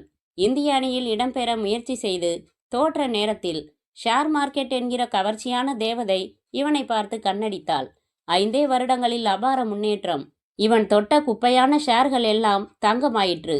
நீலாங்கரையில் பங்களா, மாம்பழத்தில் பிளாட்ஸ், விருகம்பாக்கத்தில் காலிமனை, கோடம்பாக்கத்தில் பிரிவியூ தியேட்டர் என்று பத்ரி தன்னை வெகு ஸ்திரமாக காலூன்றி கொண்டான். இப்போது அவனிடம் வந்த விக்ரமிற்கு குட் மார்னிங் சொன்னான். பத்ரி, உன்கிட்ட முக்கியமான ஒரு விஷயம் பேசணும். தோட்டத்தில் இருந்த நாற்காலிகளில் அமர்ந்தார்கள். நேத்திக்கு பர்த்டே பார்ட்டி எப்படி இருந்துச்சு விக்ரம்? முதல்ல அதை சொல்லு என்றான் பத்ரி. அமர்க்கலாம். பேண்டு வாத்தியம், மியூசிக் ப்ரோக்ராம், வீடியோ கவரேஜ், அது இதுன்னு கல்யாணம் மாதிரி ஏற்பாடு பண்ணி பிரமாதப்படுத்திட்ட. இவ்வளவு தூரம் எதிர்பார்க்கலனா என்றான் விக்ரம். யானை வச்சு உனக்கு மாலை போட செய்ய பிளான் பண்ணியிருந்தோம். யானைக்கு சொல்லி வச்சிருந்தோம். கடைசி நிமிஷத்துல காலை வாரிவிட்டான். அதிகமான பாராட்டு ஒரு விதத்துல கூசுது பத்ரி. போடா முட்டாள். அவனவன் ஒண்ணுமே சாதிக்காம தானே செலவு செஞ்சு தன்னை பாராட்ட ஏற்பாடு பண்ணிக்கிறான். நீ நம்ம நாட்டோட மானத்தையே பல தடவை காப்பாத்தினவன். உனக்கு இந்த மரியாதைகள் தந்தே ஆகணும். You deserve it. சரி சொல்லு, என்னமோ முக்கியமான விஷயம்னு சொன்னியே, என்ன? சற்று தயங்கி விட்டு சொன்னான். ஒரு பக்கம் இப்படி ஒரு பாராட்டு, இன்னொரு பக்கம் என் மூஞ்சில சாக்கடை பூசுறாங்க பத்ரி. சபதம்னு ஒரு பத்திரிகை தமிழ்ல வருதே, உனக்கு தெரியுமா? ஆமா, 4-5 இஷ்யூ வாங்கிட்டு நிறுத்திட்டேன். பிரபலமான புள்ளிகளோட அந்தரங்க அசிங்கங்களை எல்லாம் பகிரங்கப்படுத்தி எழுதுறானுங்க. சர்க்குலேஷன் பிரமாதமா இருக்கிறதா சொன்னாங்க. வாரம் 1 லட்சம் போகுதாமே. என்ன அதுக்கு? இன்னைக்கு வந்த சபதம் இஷ்யூல என்னை பத்தி எழுதியிருக்காங்க பத்ரி. இப்ப ஜாக்கிங் வந்தப்ப ஒரு ஃப்ரெண்டு சொன்னாரு. உடனே கடையில போய் வாங்கி படிச்சுட்டு நேரா உன்கிட்ட வந்துட்டேன். விக்ரம் தன் பனியனுக்குள் போட்டிருந்த அந்த பத்திரிகையை எடுத்து பக்கம் புரட்டி அவனிடம் நீட்ட பத்ரி பொறுமையாக எல்லாம் படித்து பார்த்து நிமிர்ந்தான். என்னடா இது? உன் காரை படம் பிடிச்சு போட்டிருக்கான். உன் போட்டோவையே போட்டிருக்கான். எனக்கு எதுவும் புரியல பத்ரி. சத்தியமா இது நான் இல்ல. ஆனா 16ஆம் தேதி வினோதினிங்கிறவ அந்த ஹோட்டல்ல இருந்து என் கூட போன்ல பேசி கூப்பிட்டா. நான் வரமாட்டேன்னு சொன்னது மட்டும் உண்மை. விக்ரம் வினோதினியின் வினோத அறிமுகம் பற்றி, போனில் ஒரு மாதிரியாக பேசியதை பற்றி விரிவாக சொன்னான். இப்ப எனக்கு புரிஞ்சு போச்சு. இது ஒரு ஸ்டண்ட். தான் பத்திரிகையோட சர்க்குலேஷனை உயர்த்திக்கிறதுக்காக பிரபலமான உன்னை பத்தி இப்படியெல்லாம் பொய்யா எழுதியிருக்கான் அந்த எடிட்டர். கட்டுரைக்கு உண்மை சாயம் பூசுறதுக்காக நம்புற மாதிரி போட்டோஸ் எல்லாம் போட்டிருக்கான். போட்டோ ட்ரிக் பண்ணியிருக்கான். நிஜமாவே வினோதினின்னு ஒரு பொண்ணை செட்டப் செஞ்சிருக்கான். நீ வலையில சிக்கிரியான்னு பார்த்துருக்கான். நீ சிக்கல. ஆனாலும் அவன் எழுதிட்டான். நான் பாட்டுக்கு என் வேலையை பார்க்குறேன். ஏன்டா இப்படி டென்ஷன் தர்றாங்க? நொந்து போய் சொன்னான் விக்ரம். நீ பிரபலமா இருக்கிய விக்ரம், அதான் காரணம். பத்திரிக்கைய சுயலாபத்துக்காக இப்படியெல்லாம் சில பேர் பயன்படுத்துறாங்க. என்ன பண்றது? இது சம்பந்தமா வேற பத்திரிக்கைக்காரங்க உனக்கு ஃபோன் செஞ்சு விசாரிப்பாங்க. என்ன பதில் சொல்வ? என்ன சொல்லட்டும்? சபதம் ஒரு 3ஆம் தர பத்திரிக்கை. விற்பனைக்காக பரபரப்பை ஏற்படுத்துறதுக்கு என்ன பயன்படுத்தியிருக்காங்க. அதுல வந்த எந்த செய்தியும் உண்மை இல்ல. அந்த போட்டோஸ் எல்லாம் ட்ரிக் வேலை. நான் கிடையாதுன்னு தெளிவா சொல்லிடு. சரி. விக்ரம் தன் காரில் ஏறி புறப்பட்டு சென்றதும் பத்ரி தன் வீட்டிற்குள் வந்து டெலிஃபோன் எடுத்து எண்கள் தொட்டு, ஹலோ ஆதித்யாவா, கங்க்ராச்சுலேஷன்ஸ். 2 நாள் கழிச்சு நாடகத்தோட அடுத்த காட்சியை நீ ஆரம்பிச்சிடலாம், புரிஞ்சுதா என்றான். அத்தியாயம் 8. இரவு 11 மணிக்கு அந்த அபார்ட்மெண்ட்ஸின் எல்லா ஜன்னல்களும் இருட்டு போர்த்தி கொண்டிருக்கும் இருந்தது. ஆனால் வினோதினியின் ஜன்னலில் மட்டும் வெளிச்சம் இருந்தது. அவளுக்கு 12 மணிக்கு முன்னால் உறக்கம் வருவதில்லை. தொலைக்காட்சியில் 2 சேனல்களையும் ஓடும் வரைக்கும் பார்த்துவிட்டு அப்புறம் ஏதாவது ஒரு புத்தகம் படித்து கொண்டிருப்பாள் இருந்தாள். நைட் வாட்ச்மேன் ரத்தினசாமி ஒரு சின்சியரான ஆசாமி. வயது 60ஐ தாண்டினாலும் திடகாத்திரம். 9 மணிக்கு ஒரு மூங்கில் கழி கழுத்தில் தொங்கும் விசிலோடு வந்து விடுவான் இருந்தான். சிகப்பு நிற டாட்சன் கார் TN071935 எண்ணுடன் வெண்ணெய் மேல் பயணம் போல சத்தமில்லாமல் வந்து கேட்டுக்கு முன்னால் நின்றது. அதிலிருந்து ஆதித்யன் இறங்கினான். ஆனால் கழுத்தில் மஃப்ளர் சுற்றி அகல குளிர்கண்ணாடி அணிந்து தலையில் விசேஷமாக சித்திரச்சாமியிடம் தயாரித்து வாங்கிய நெற்றியில் பாதி மறைக்கும் கோரை முடி விக் வைத்து விக்ரமாக இறங்கினான். கையில் ஒரு கைப்பை. கேட் அருகில் வந்தான். கதவை திறப்பா. ரத்தினசாமி அந்த அதட்டலில் சுதி இறங்கி கேட்டை திறந்து விட்டதும் ஆதித்யன் உள்ளே நடந்து லிப்டுக்கு வந்தான். மேலே வந்து பெல் அடித்தான். கதவை திறந்த வினோதினி ஒரு வினாடி தடுமாறி பிறகு புரிந்து கொண்டு அவனை உள்ளே அனுமதித்து, என்ன ஆதித்யா, இங்க வர்றதுக்கு எதுக்கு விக்ரம் வேஷம்? காரணமாதான். கதவை சாத்தின ஆதித்யன் மஃப்ளரை, கூலிங் கிளாஸை, விக்கை கலற்றி மேஜை மேல் போட்டான். வினோதினி நைட்டி உடையில் இருந்தாள். வினோதினி டிவியை அணைக்க சென்றாள். வேணா வினோ, அது இருக்கட்டும், நீ இங்க வந்து உக்காரு. கட்டிலில் அமர்ந்தான் ஆதித்யன். விஸ்கி வச்சிருக்கியா? 2 கிளாஸ் டம்ளர்களும் பாட்டிலும் எடுத்து வந்து இருவருக்கும் ஊற்றினாள் வினோதினி. கினிங் என்று லேசாக இடித்து கொண்டு இருவரும் அருந்தினார்கள். 2 பெக் முடிந்ததும் கண்கள் செருக வினோதினி, ஆதித்யா வா ப்ளீஸ் என்று அவன் தோள்களில் கை போட்டு தன்னை நோக்கி இழுத்தாள். ஏய் இரு என்ற ஆதித்யன் அந்த அறையில் இருந்த 2 ஜன்னல்களின் கதவுகளை எல்லாம் மூடிவிட்டு வந்தான். டிவி எதுக்கு, அணைச்சிடு என்றாள் குளறலாக வினோதினி. இருக்கட்டும், அப்பதான் சத்தம் வெளியில கேட்காது என்று சொன்னபடி பேண்ட் பாக்கெட்டுக்குள் இருந்து கிளவுஸ் எடுத்து 2 கைகளிலும் பொறுமையாக அணிந்து கொண்டான். எதுக்கு கிளவுஸ் என்றால் படுத்த நிலையிலேயே வினோதினி. காரணமாதான். தன் முதுகுப்புறம் சட்டையை வெளியே எடுத்து அங்கே செருகி வைத்திருந்த கத்தியை கையில் அவன் எடுத்தபோது கூட அவன் ஏதோ விளையாட்டு பண்ணுகிறான் என்றுதான் அவள் நினைத்து கொண்டிருந்தாள். ஆதித்யன் ஒரு வினாடியின் பின்னத்தில் செயல்பட்டான். ஒரு கை அவள் வாயை பொத்த, மறு கையில் பிடித்த கத்தி உயர்ந்து அவள் வயிற்றில் இறங்கியது. வினோதினி ரத்தம் வெளியேற்றி திணறி போராடி இறந்து போவதற்கு எடுத்துக்கொண்டது 40 வினாடிகள். ஆதித்யன் அவள் வயிற்றில் இரத்த குளியல் நடத்திய அந்த நீளமான கத்தியை மெதுவாக உருவினான். ஒரு துணியில் சுற்றி கொண்டான். தான் கொண்டு வந்திருந்த கைப்பையை திறந்தான். அதற்குள் இருந்து சற்று முன் அவன் உபயோகித்த அதே மாதிரியான கத்தியை வெகு ஜாக்கிரதையாக எடுத்தான். அவள் வயிற்றில் குத்திய அதே ரத்தம் கொப்புளிக்கும் காய பள்ளத்தில் இந்த கத்தியை செருகி வைத்தான். கைப்பையில் இருந்து தன் கிளவுஸ் மாட்டின கையால் ஒரு உயரமான மதுக்கோப்பையை எடுத்தான். அதை டீப்பாய் மேல் வைத்துவிட்டு சற்று முன் தான் குடித்த கிளாஸ் டம்ளரை எடுத்து தன் கைப்பைக்குள் வைத்து கொண்டான். புதிதாக வைத்த மதுக்கோப்பையில் விஸ்கி கொஞ்சமாக ஊற்றி வைத்தான். துணியால் சுற்றின கொலைக்கு பயன்படுத்திய கத்தியை தன் கைப்பைக்குள் வைத்து கொண்டான். கட்டிலில் மல்லாந்து பிணமாக கிடந்த வினோதினியை பார்த்தான். சாரி வினோதினி, நீ என் பார்ட்னர் இல்ல, என் திட்டத்துக்கு பயன்படுத்தி கொண்ட கருவி நீ. பத்ரி என் எஜமானன். அவன்தான் எனக்கு 5 லட்சம் ரொக்கமாக தரப்போகிறவன். எதற்கு? அவன் சொன்ன காரியம் நான் செய்வதற்கு. அவன் என்ன சொன்னான்? புகழின் உச்சியில் இருக்கும் விக்ரமின் புகழை குலைத்து அவனை சட்டப்படி தப்பிக்க முடியாமல் ஒரு கொலை குற்றத்தில் சிக்க வைக்க வேண்டும். இதற்கான திட்டத்திற்கு பெங்களூரில் நடனமாடிக்கொண்டிருந்த நீ எனக்கு கிடைத்தாய். உன்னை பங்குதாரராக சேர்த்து கொண்டு ஒரு சதி திட்டம் நடத்தி ஆளுக்கு பாதியாக பிரித்து கொள்ளலாம் என்று ஆசை காட்டினேன். என் வலையில் விழுந்தாய். கேள்வியே கேட்காமல் நான் சொன்னபடியெல்லாம் செய்தாய். இந்த கொலையில் விக்ரம் இப்படி அப்படி நகர முடியாமல் சிக்கிக் கொள்ளப் போகிறான். என் கைக்கு 5 லட்சம். என் இந்த திட்டத்திற்கு உதவிய மடமாதுவே நன்றி. மறுநாள் மாலை செய்தித்தாளில் பிரபல கிரிக்கெட் வீரர் கைது. பிரபல கிரிக்கெட் வீரர் விக்ரம் இன்று காலையில் அவரது வீட்டில் கைது செய்யப்பட்டார். நேற்றிரவு அவர் தனது ரகசிய காதலி வினோதினியை கத்தியால் குத்தி கொலை செய்தார். இந்த கொலையின் விவரம் வருமாறு. அத்தியாயம் 9. ரசிகா எழுந்து கொண்டாள். வீட்டின் வாசலுக்கு அருகில் கழற்றி போட்டிருந்த தன் செருப்புகளை அணிந்து கொண்டு ஒரு முறை திரும்பி ஏமாற்றத்துடன் பரத் சுசீலாவை பார்த்தாள். விருட்டென்று நடந்து தன் காரில் ஏறிக்கொண்டு புறப்பட்டாள். அவள் கார் நகரும் வரை காத்திருந்த சுசீலா பரத் அருகில் வந்தாள். அவனுடைய மீசையை பிடித்து வேகமாக இழுக்க, ஆ என்று அலறினான் பரத். என்னாச்சு உனக்கு? இல்ல பரத், நீங்க ஆம்பளதானா? இந்த மீசை நிஜமானதானான்னு பார்த்தேன் என்றாள். என்ன கேள்வி இது சுசி? என்னால வேற வகையில் அதை நிரூபிக்க முடியும். தயாரா? இந்த சந்த சவடாலுக்கு ஒன்றும் குறைச்சல் இல்லை. இவ்வளவுக்கும் விக்ரம் உங்களோட காலேஜில் ஒன்றா படித்தவர். பேப்பரில் கொலை செய்தி படிச்சுட்டு நீங்களே என்கிட்ட என்ன சொன்னீங்க? நிச்சயமா விக்ரம் இந்த கொலையை செய்திருக்க மாட்டான், இதுல வேற ஏதோ வில்லங்கம் இருக்குன்னு சொன்னீங்களா இல்லையா? ஆமா சொன்னேன். விக்ரம் வைஃப் கிட்டத்தட்ட 1 மணி நேரம் பொறுமையா எல்லாத்தையும் விபரமா சொன்னதை தலைய ஆட்டி ஆட்டி கேட்டுக்கிட்டு அப்புறம் சாரிங்க இதுல என்னால எதுவும் செய்ய முடியாதுன்னு சொல்லி அனுப்பிச்சா என்ன அர்த்தம் பரத்? சுசி வெறுப்பேத்தாத.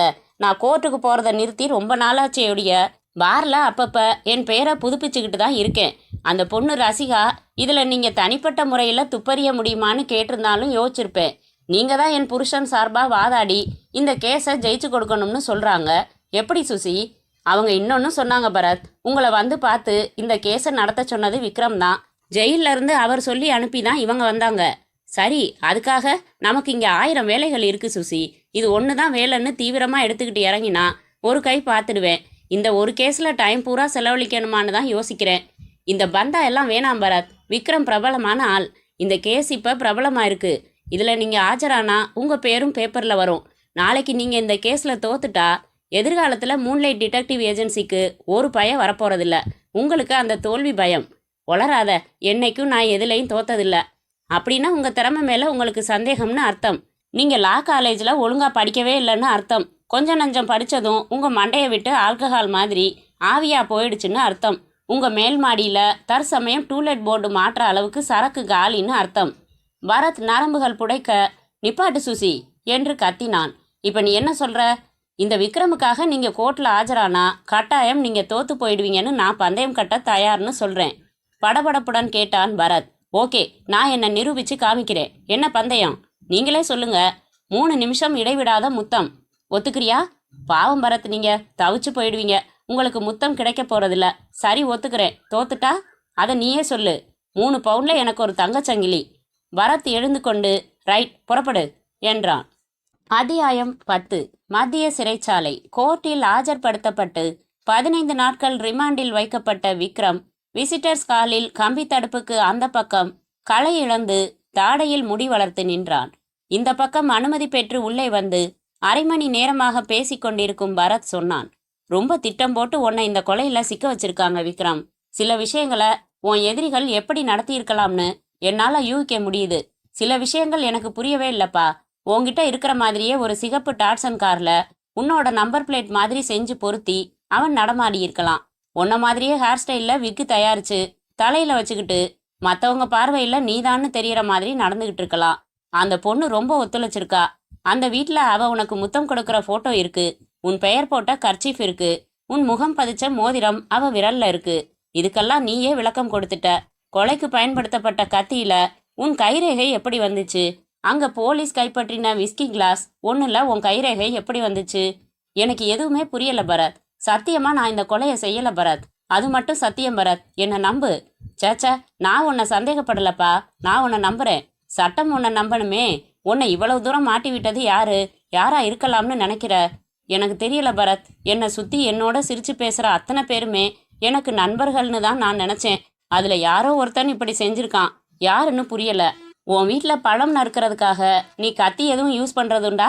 இல்ல பரத், எனக்கு கத்தி தகரம் இந்த மாதிரி கூர்மையான சாமான்கள்னாலே அலர்ஜி. பென்சில் கூட பிளேடு வச்சு சீவ மாட்டேன். ஷேவிங் கூட எலக்ட்ரிக் ஷேவர்ல தான் செஞ்சுக்குவேன்.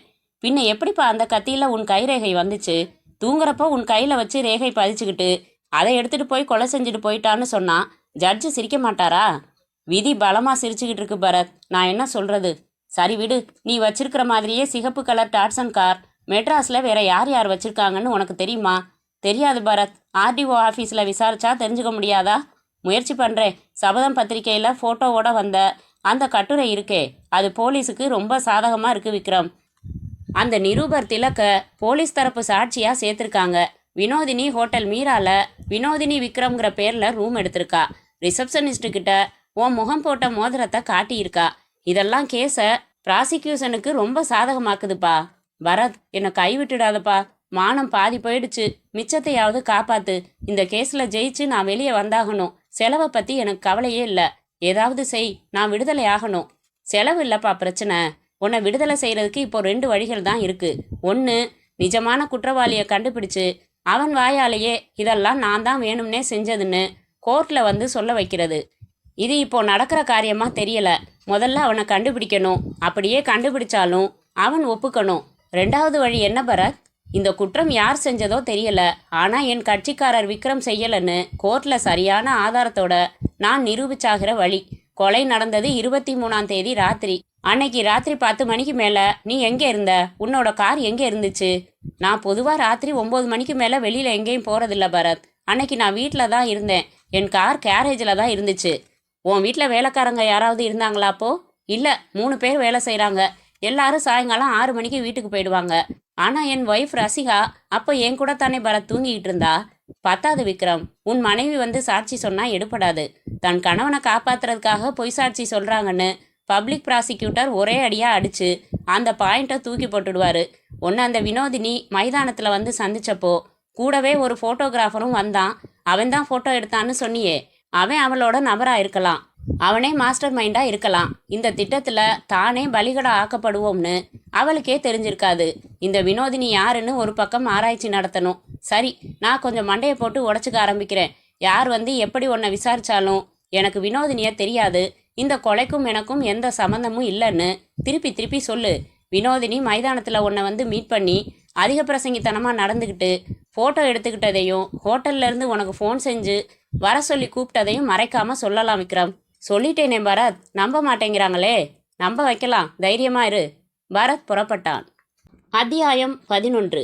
Moonlight detective agencies. இப்போ என்ன செய்கிறதா உத்தேசம்?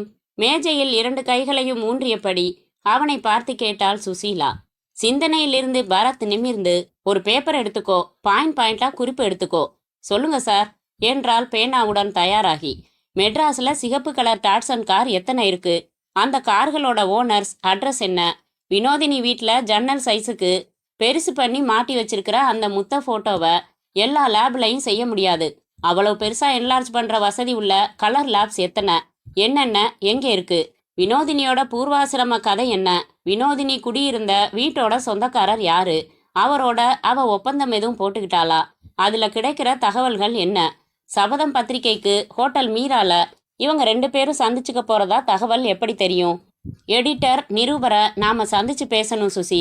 அப்புறம் ஹோட்டல் மீராவோட ரிசப்ஷனிஸ்டையும் விசாரிக்கணும்.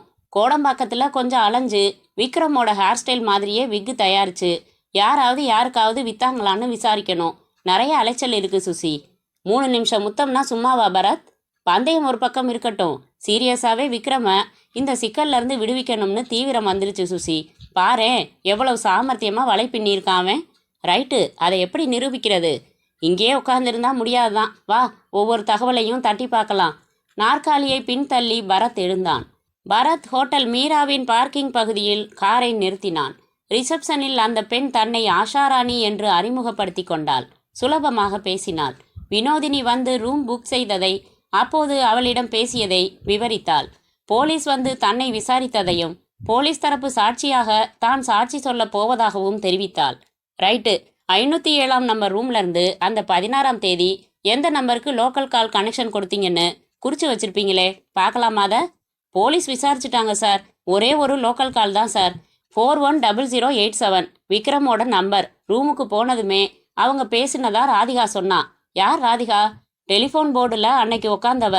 அவங்க அன்னைக்கு தான் உட்காந்தாங்களா என்ற பரத் சுசீலாவால் ரகசியமாக கிள்ளப்பட்டு, ஐ மீன் அன்னைக்கு உட்கார்ந்தது அவங்க தானா? ராதிகாவை நாங்கள் பார்க்கணுமே என்றான். ராதிகா வந்ததும், மேடம், விக்ரமோட வாழ்க்கை பிரச்சனை இது, தயவு செஞ்சு தயங்காம சொல்லுங்க. அன்னைக்கு வினோதினி கேட்ட விக்ரமோட நம்பருக்கு கனெக்ஷன் கொடுத்துட்டு அவங்க 2 பேரும் என்ன பேசிக்கிட்டாங்கன்னு நீங்க ஒட்டு கேட்டீங்களா இல்லையா? பரத்தின் இந்த தடாலடி கேள்வியால் அவள் அதிர்ந்து போய் முகம் துடைக்க கைக்குட்டை தேட வேண்டியிருந்தது. அது வந்து, ப்ளீஸ் உண்மை சொல்லுங்க, இது நேச்சுரல் கியூரியாசிட்டி. ஆமாம் சார், கேட்டேன் என்ற ராதிகா வினோதினியும் விக்ரமும் பேசியதை அப்படியே சொல்லி, ஆனாலும் அப்படி முகத்தில் அடிச்சு பேசினதுக்கு அப்புறம் விக்ரம் எப்படி இங்கே ரூமுக்கு வந்தார்னு எனக்கு ஆச்சரியமா இருந்தது சார். அதை விடுங்க, நீங்க டிஃபென்ஸ் தரப்புல கோர்ட்டுக்கு வந்து சாட்சி சொல்ல முடியுமா ப்ளீஸ் என்றாள் சுசீலா. சரிங்க என்றாள் ராதிகா. சுசி, 3 நிமிஷம் முத்தத்துக்கு ரெடி ஆயிக்கோ. இதான் என்னோட முதல் எதிரடி. இப்பதான் எனக்கு தெம்பே வந்திருக்கு. அது என்ன சார் 3 நிமிஷம் முத்தம்? அது ஒரு பந்தய கதைங்க. நிறைய வேலை இருக்கு. சாவகாசமா உங்களுக்கு முகத்துல பரு எல்லாம் போனப்புறம் நாம சந்திச்சு பேசுறப்ப சொல்றேன் என்ற பரத்தின் கையை பற்றி இழுத்து கொண்டு நடந்தாள் சுசீலா. அத்தியாயம் 12. காந்தி தாத்தாவுக்கு கீழே வந்து நீதிபதி அமர்ந்த பிற்பாடு எல்லோரும் அமர்ந்தார்கள். நீதிபதி புருஷோத்தமன் தலையில் பழைய அடையாளத்திற்காக கொஞ்சம் முடி வைத்திருந்தார். இங்கிருந்து பார்த்தால் பெரிய கண்களாக காட்டுகிற லென்ஸுடன் கண்ணாடி அணிந்திருந்தார். பப்ளிக் ப்ராசிக்யூட்டர் முத்துராமன் பசேல் என்று ஷேவ் செய்து நாப்தலின் மணக்க சலவை கவுன் அணிந்திருந்தார். கம்பீர 82 கிலோ.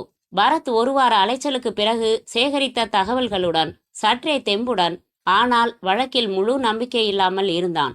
பார்வையாளர்கள் பகுதியில் சுசீலா பக்கத்தில் ரசிகாவுடன் அமர்ந்து பரத்தை நோக்கி கட்டை விரல் உயர்த்தி காட்டினாள். ரசிகா தூசு படிந்த ஓவியமாக இருந்தாள். குற்றவாளி கூண்டுக்கு அருகே சுவரோரமாக 2 போலீஸ்காரர்களுக்கு நடுவில் விக்ரம் நிறுத்தப்பட்டிருந்தான். விரக்தி முகம். பார்வையாளர்கள் பகுதியில் நிறைய பத்திரிகை நிருபர்களும் கிரிக்கெட் ரசிகர்களும் அமர்ந்திருந்தார்கள். இதுவும் ஒரு மேட்ச். கோர்ட்டின் சில அசுவாரஸ்யமான மந்த நடவடிக்கைகளை கடந்து நேரடியாக விஷயத்திற்கு வந்தால், பப்ளிக் ப்ராசிக்யூட்டர் போலீஸ் தரப்பின் குற்றச்சாட்டை கீழ்கண்டபடி சுருக்கமாக அவைக்கு தெரிவித்தார். குற்றம் சாட்டப்பட்டிருக்கும் பிரபல கிரிக்கெட் வீரர் விக்ரம் திருமணமானவர். மனைவி பெயர் ரசிகா. இவருக்கும் வினோதினி என்கிற பெண்ணுக்கும் ஒரு ரகசியமான தொடர்பு இருந்து வந்தது. கடந்த 23ஆம் தேதி ராத்திரி 12 மணி அளவில் வினோதினி தங்கியுள்ள பிளாட்டிற்கு விக்ரமே நேரில் காரில் வந்து வினோதினியை மது அருந்த வைத்து அதன் பிறகு தான் கொண்டு வந்த கத்தியால் அவளை குத்தி கொலை செய்துவிட்டு திரும்பி சென்று விட்டார். அதிகாலையில் கொலை சம்பவம் அருகாமை காவல் நிலையத்திற்கு தெரிவிக்கப்பட்டதும் இன்ஸ்பெக்டர் ஹரிதாஸ் பிணத்தை கைப்பற்றி வழக்கு பதிவு செய்து விசாரித்து இந்த கொலையை விக்ரம்தான் செய்தார் என்பது ஊர்ஜிதமாக தெரிந்த பிறகு அவரை கைது செய்தார். விக்ரம் செய்த இந்த கொலையை ஆதாரங்களுடன் நிரூபிக்க பிராசிக்யூஷன் தரப்பு தயாராக இருக்கிறது யுவர் ஆனர். நீதிபதி விக்ரமை பார்த்தார். நீங்க என்ன சொல்றீங்க? எனக்கும் அந்த பொண்ணு வினோதினிக்கும் எந்த ரகசியமான தொடர்பும் கிடையாது. நான் இந்த கொலையை செய்யவும் இல்லை. என் மேல வேணும்னே யாரோ இப்படி கொலைப்பழி விழ வச்சிருக்காங்க யுவர் ஆனர். என் சார்பா என்னோட வக்கீல் பரத் இங்கே ஆஜராக அனுமதிக்கணும் யுவர் ஆனர். பரத் எழுந்து கொண்டான். உங்க வருஷன் என்ன மிஸ்டர் பரத் என்றார் நீதிபதி. யுவர் ஆனர், என் கட்சிக்காரர் விக்ரம் பிரபலமானவர், பணக்காரர், ஆனால் அப்பாவி. அவரோட புகழுக்கு மாசு கற்பிக்கிறதுக்காக இந்த கொலை குற்றச்சாட்டு அவர் மேல விழுந்திருக்கு. போலீஸ் தவறான முறையில் அவர் மேல வழக்கு தொடர்ந்து இருக்கிறதா? நான் சொல்லல. உண்மையான குற்றவாளி போலீஸையே தடுமாற வைக்கிற அளவுக்கு சாமர்த்தியமா செயல்பட்டிருக்கான்னு சொல்ல விரும்புறேன். என் கட்சிக்காரர் குற்றமற்றவர்னு நிரூபிக்க நான் காத்திருக்கேன் என்று விட்டு அமர்ந்தான் பரத். நீதிபதி உத்தரவிட்டதும் பப்ளிக் ப்ராசிக்யூட்டர் முத்துராமன் விக்ரமை விசாரிக்க துவங்கினார். உங்க பேரு விக்ரம். உங்களுக்கு நிறைய ரசிகைகள் உண்டு இல்லையா? உண்டு. வினோதினியும் ஒரு ரசிகையா? அப்படித்தான் என்னை சந்திச்சப்போ சொன்னாங்க. முதல் சந்திப்புலையா? நான் வினோதினியை ஒரே ஒரு தடவை தான் சந்திச்சிருக்கேன். அந்த ஒரு சந்திப்புல அவங்க அப்படி சொன்னாங்க. ஒரு தடவை தான் சந்திச்சிங்களா? வினோதினி தான் தங்கியிருக்கிற ஃப்ளாட் கதவில் வினோதினி விக்ரம்னு நேம் பிளேட் பொருத்தி வச்சிருக்காங்க. 16ஆம் தேதி ஹோட்டல் மீராவில் ரூம் போட்டப்பவும் அதே போல தான் தங்கியிருக்காங்க. வீட்டில் சுவத்தில் வினோதினி தன் கழுத்தில் தாலியோட உங்களுக்கு முத்தம் கொடுக்குற மாதிரி ஒரு பெரிய ஃபோட்டோ மாட்டியிருக்கு. அதோட சின்ன சைஸ் ஃபோட்டோ இதோ. இது நீங்கள் தானே? நான் தான். ஆனால் அந்த ஒரே சந்திப்பில் எடுக்கப்பட்ட ஃபோட்டோ அது. அவங்க ஃபோட்டோ எடுக்கிற வரைக்கும் சாதாரணமாக நின்றுக்கிட்டு திடீர்னு கிளிக் அடிக்கிற சமயம் பார்த்து என்ன கிஸ் பண்ணிட்டாங்க. அவங்க பேச்சில் நாகரிகம் இல்லை. தன் கணவரை பற்றி மதித்து பேசலை. ஒரு பொண்ணு என்னதான் அபிமானம் இருந்தாலும் இப்படி முத்தம் கொடுத்து அதை ஃபோட்டோவும் எடுத்துக்குவாளா? இவ்வளவு நெருக்கமான ஒரு புகைப்படத்தை தன் வீட்டில் அவள் மாட்டி வச்சிருக்கா. ஆனால் அவளுக்கும் உங்களுக்கும் எந்த தொடர்பும் கிடையாதுன்னு நீங்கள் போய் சொல்கிறீங்க. அப்ஜெக்ஷன் யுவர் ஆனர் என்று பரத் எழுந்து கொண்டதும் சுசீலா 1 என்று ஒரு விரலை ரகசியமாக மடக்கி கொண்டாள்.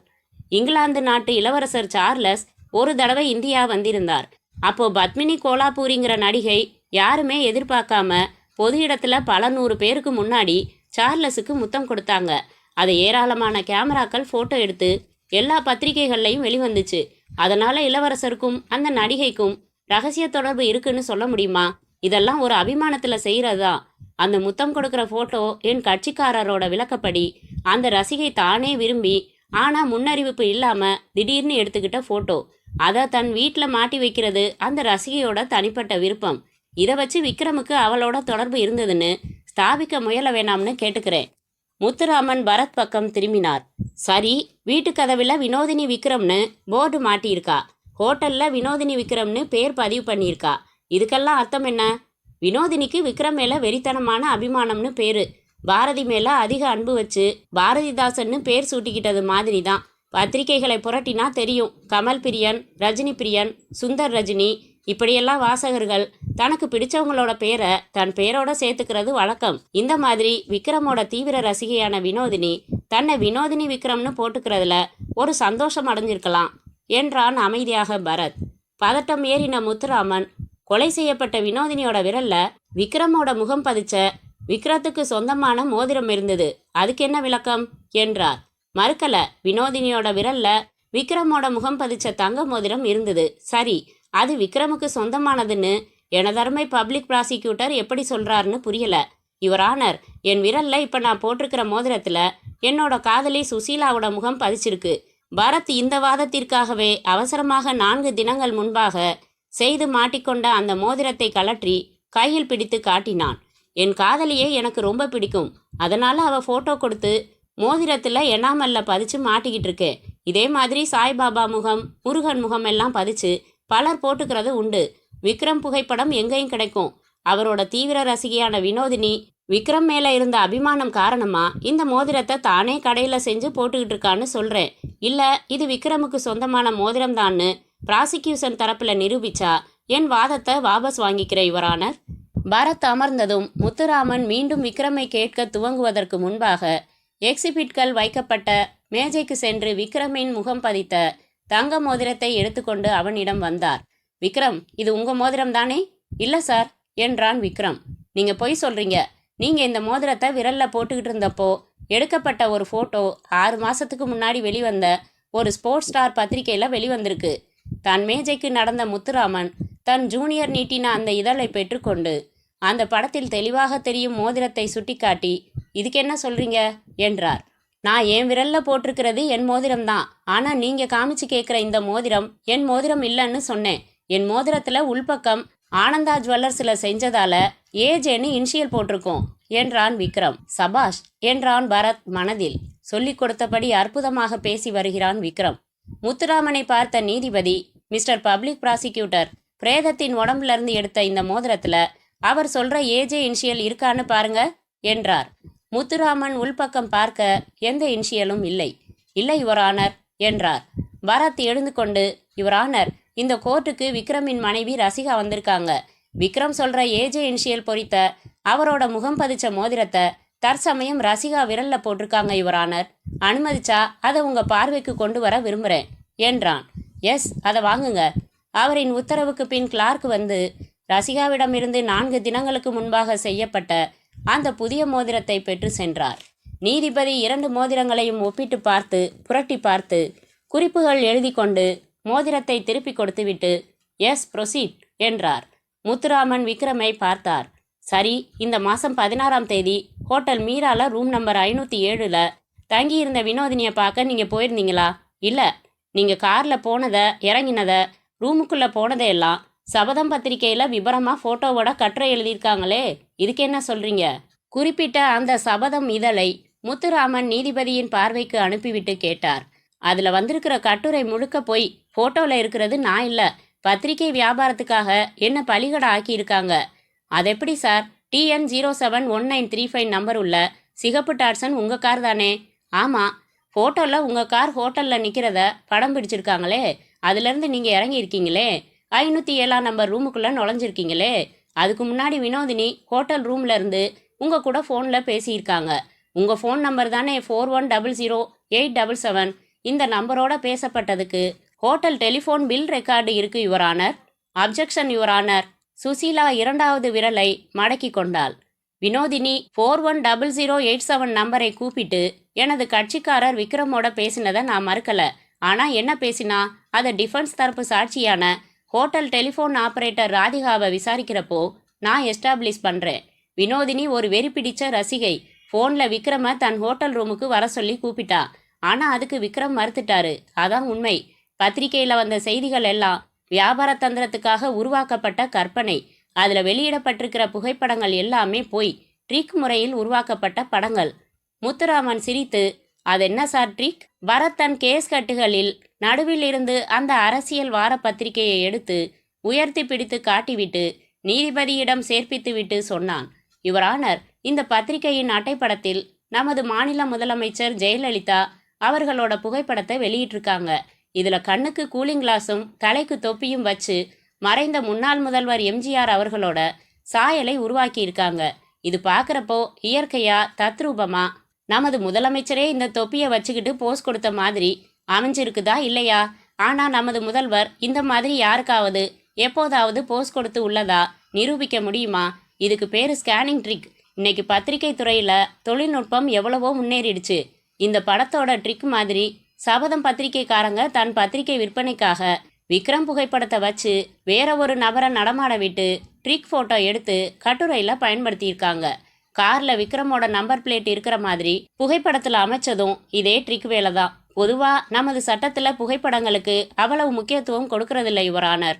பற்களை நரநரத்த முத்துராமன், ஆனால் யுவர் ஆனர், நமது சட்டம் கண்ணால் பார்த்த நேரடி சாட்சியங்களுக்கு முக்கியத்துவம் கொடுக்கிறது.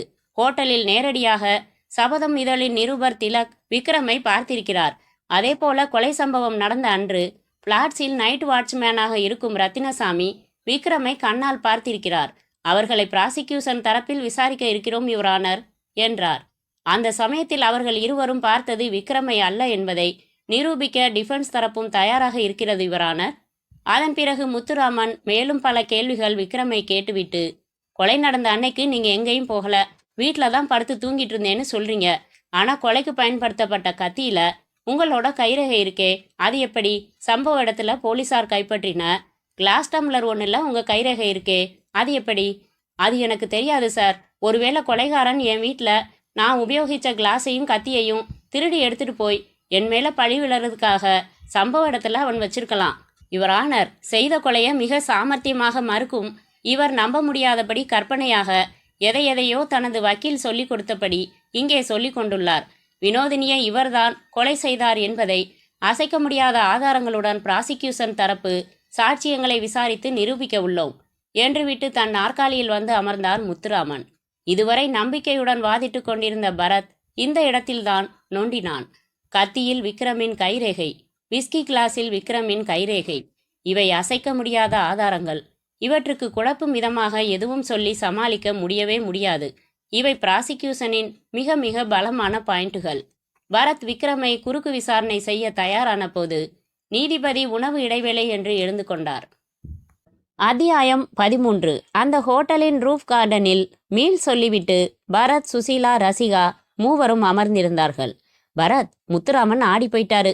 முத்த போட்டோ, நேம் பிளேட், சபதம் கட்டுரை, போட்டோ, டாட்சன் கார், மோதிரம் அத்தனைக்கும் தூளா கவுண்டர் பாயிண்ட்ஸ் அடிச்சிருக்கீங்க.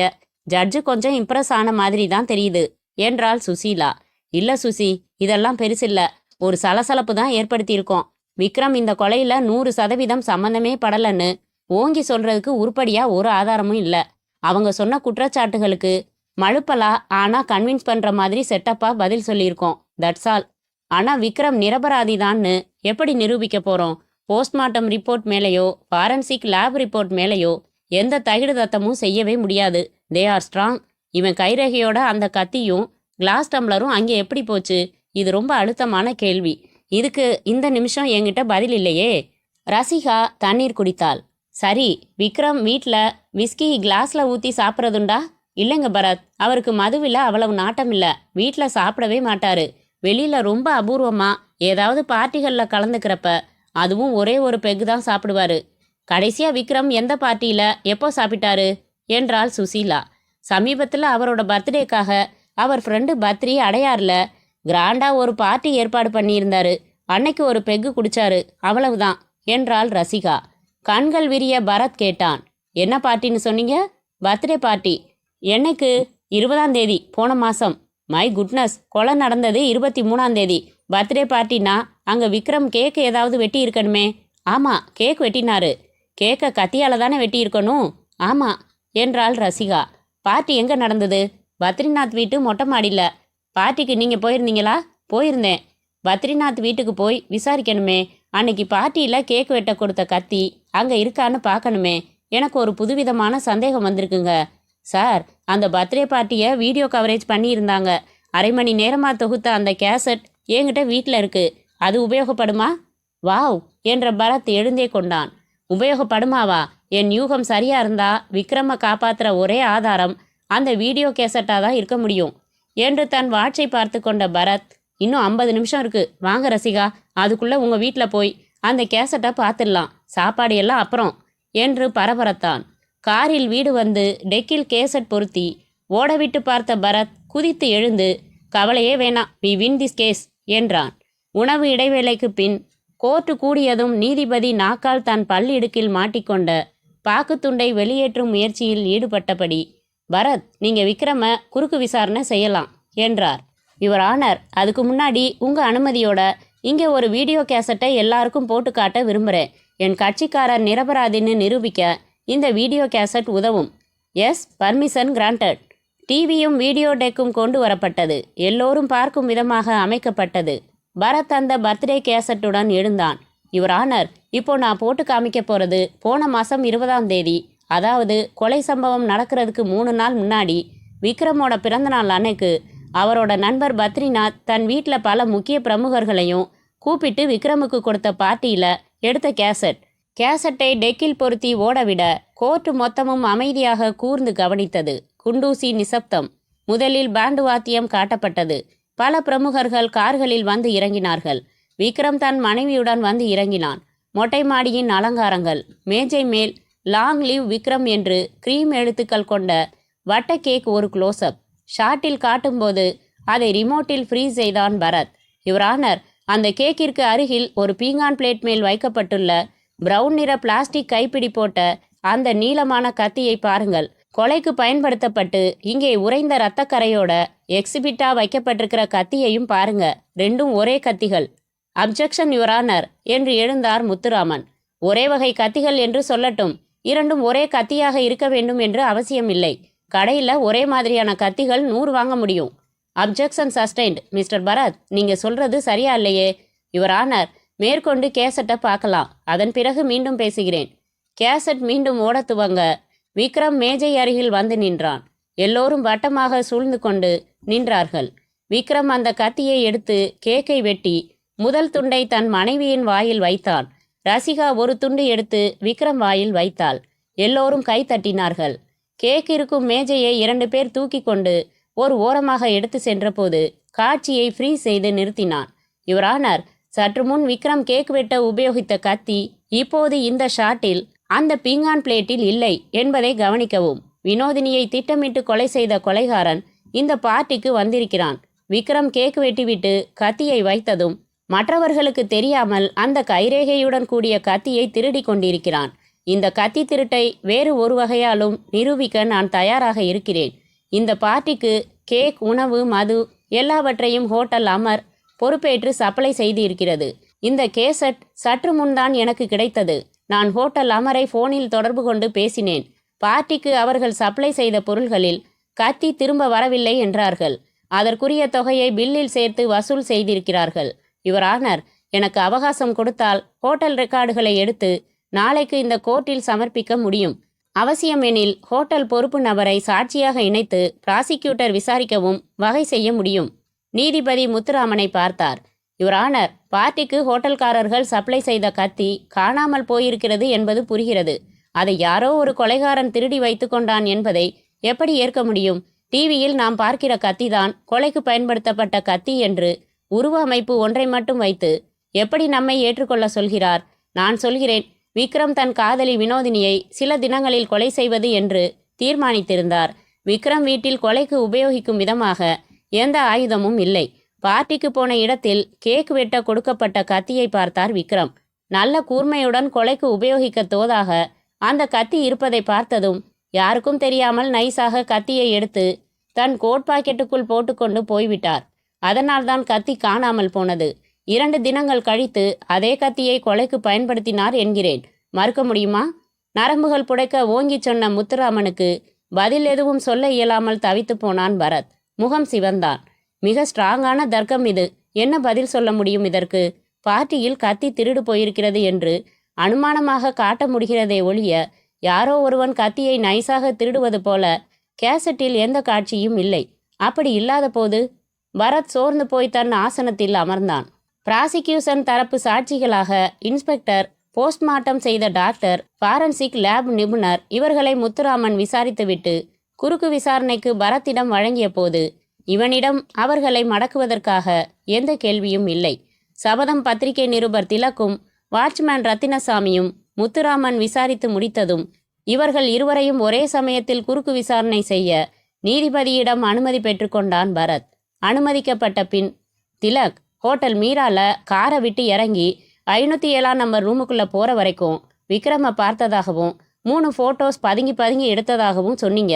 நீங்கள் பார்த்தப்போ விக்ரம் அகலமான ஒரு கூலிங் கிளாஸ் போட்டு கழுத்தில் மஃப்ளர் சுற்றி தன் அடையாளத்தை மறைக்க முயற்சி செஞ்சிருந்ததாகவும் சொன்னீங்க. அப்படித்தானே? ஆமாம் சார் என்றான் திலக். ரத்னசாமி, நீங்களும் விக்ரமை இதே அடையாளங்களோட தான் பார்த்தீங்கன்னு சொல்லியிருக்கீங்க, சரிதானே? சரிதாங்க என்றான் ரத்தினசாமி. யுவர் ஆனர், இவங்க 2 பேருமே விக்ரம அவரோட சாதாரண முகத்தோட பார்க்கல. கூலிங் கிளாஸ், மஃப்ளர் இதெல்லாம் போட்டிருந்ததால அது விக்ரமாத்தான் இருக்கணும்னு யூகிச்சிருக்காங்க. இந்த எக்ஸ்ட்ரா ஒப்படை சமாச்சாரங்கள் நம்மளை குழப்புறதுண்டு. அதனால என்கிட்ட பெரிய கூலிங் கிளாஸும் மஃப்ளரும் இருக்கு.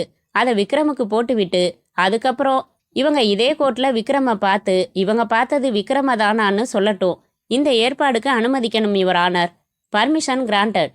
விக்ரம் போலீஸ்காரர்கள் சூழ பக்கத்து அறைக்கு அழைத்து செல்லப்பட்டதும் பரத் கூலிங் கிளாஸ், மஃப்ளர் சகிதமாக அந்த அறைக்கு சென்றான்.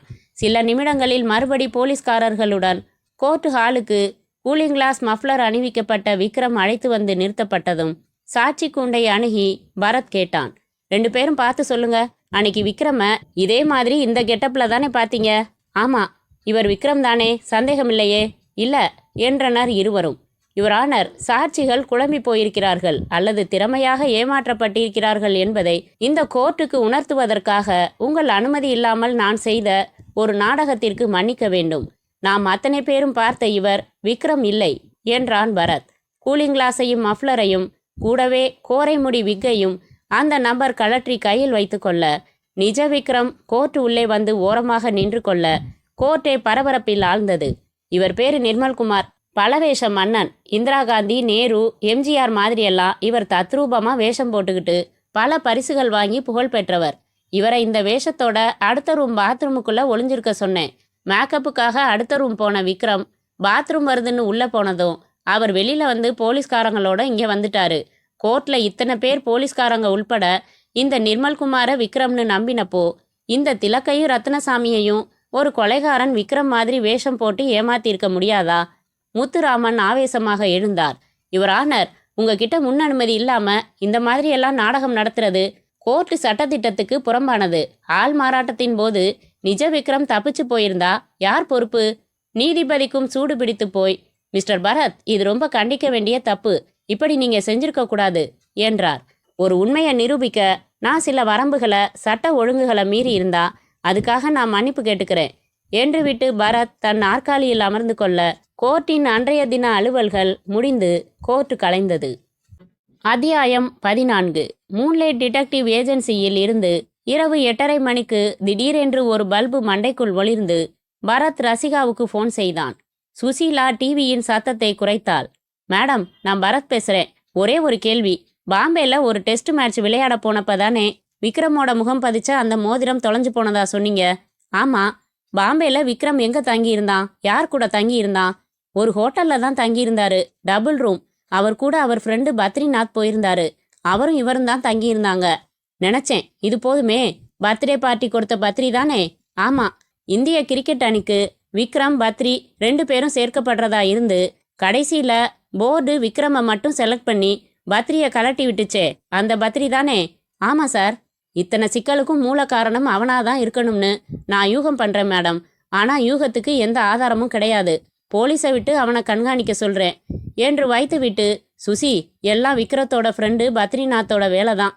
தனக்கு சான்ஸ் கிடைக்கல, இவனுக்கு சான்ஸ் கிடைச்சு இவ்வளவு புகழ் சம்பாதிச்சிட்டானேன்னு பொறாமை. அதை டேமேஜ் பண்ணணும்னு பிளான் பண்ணியிருக்கான்.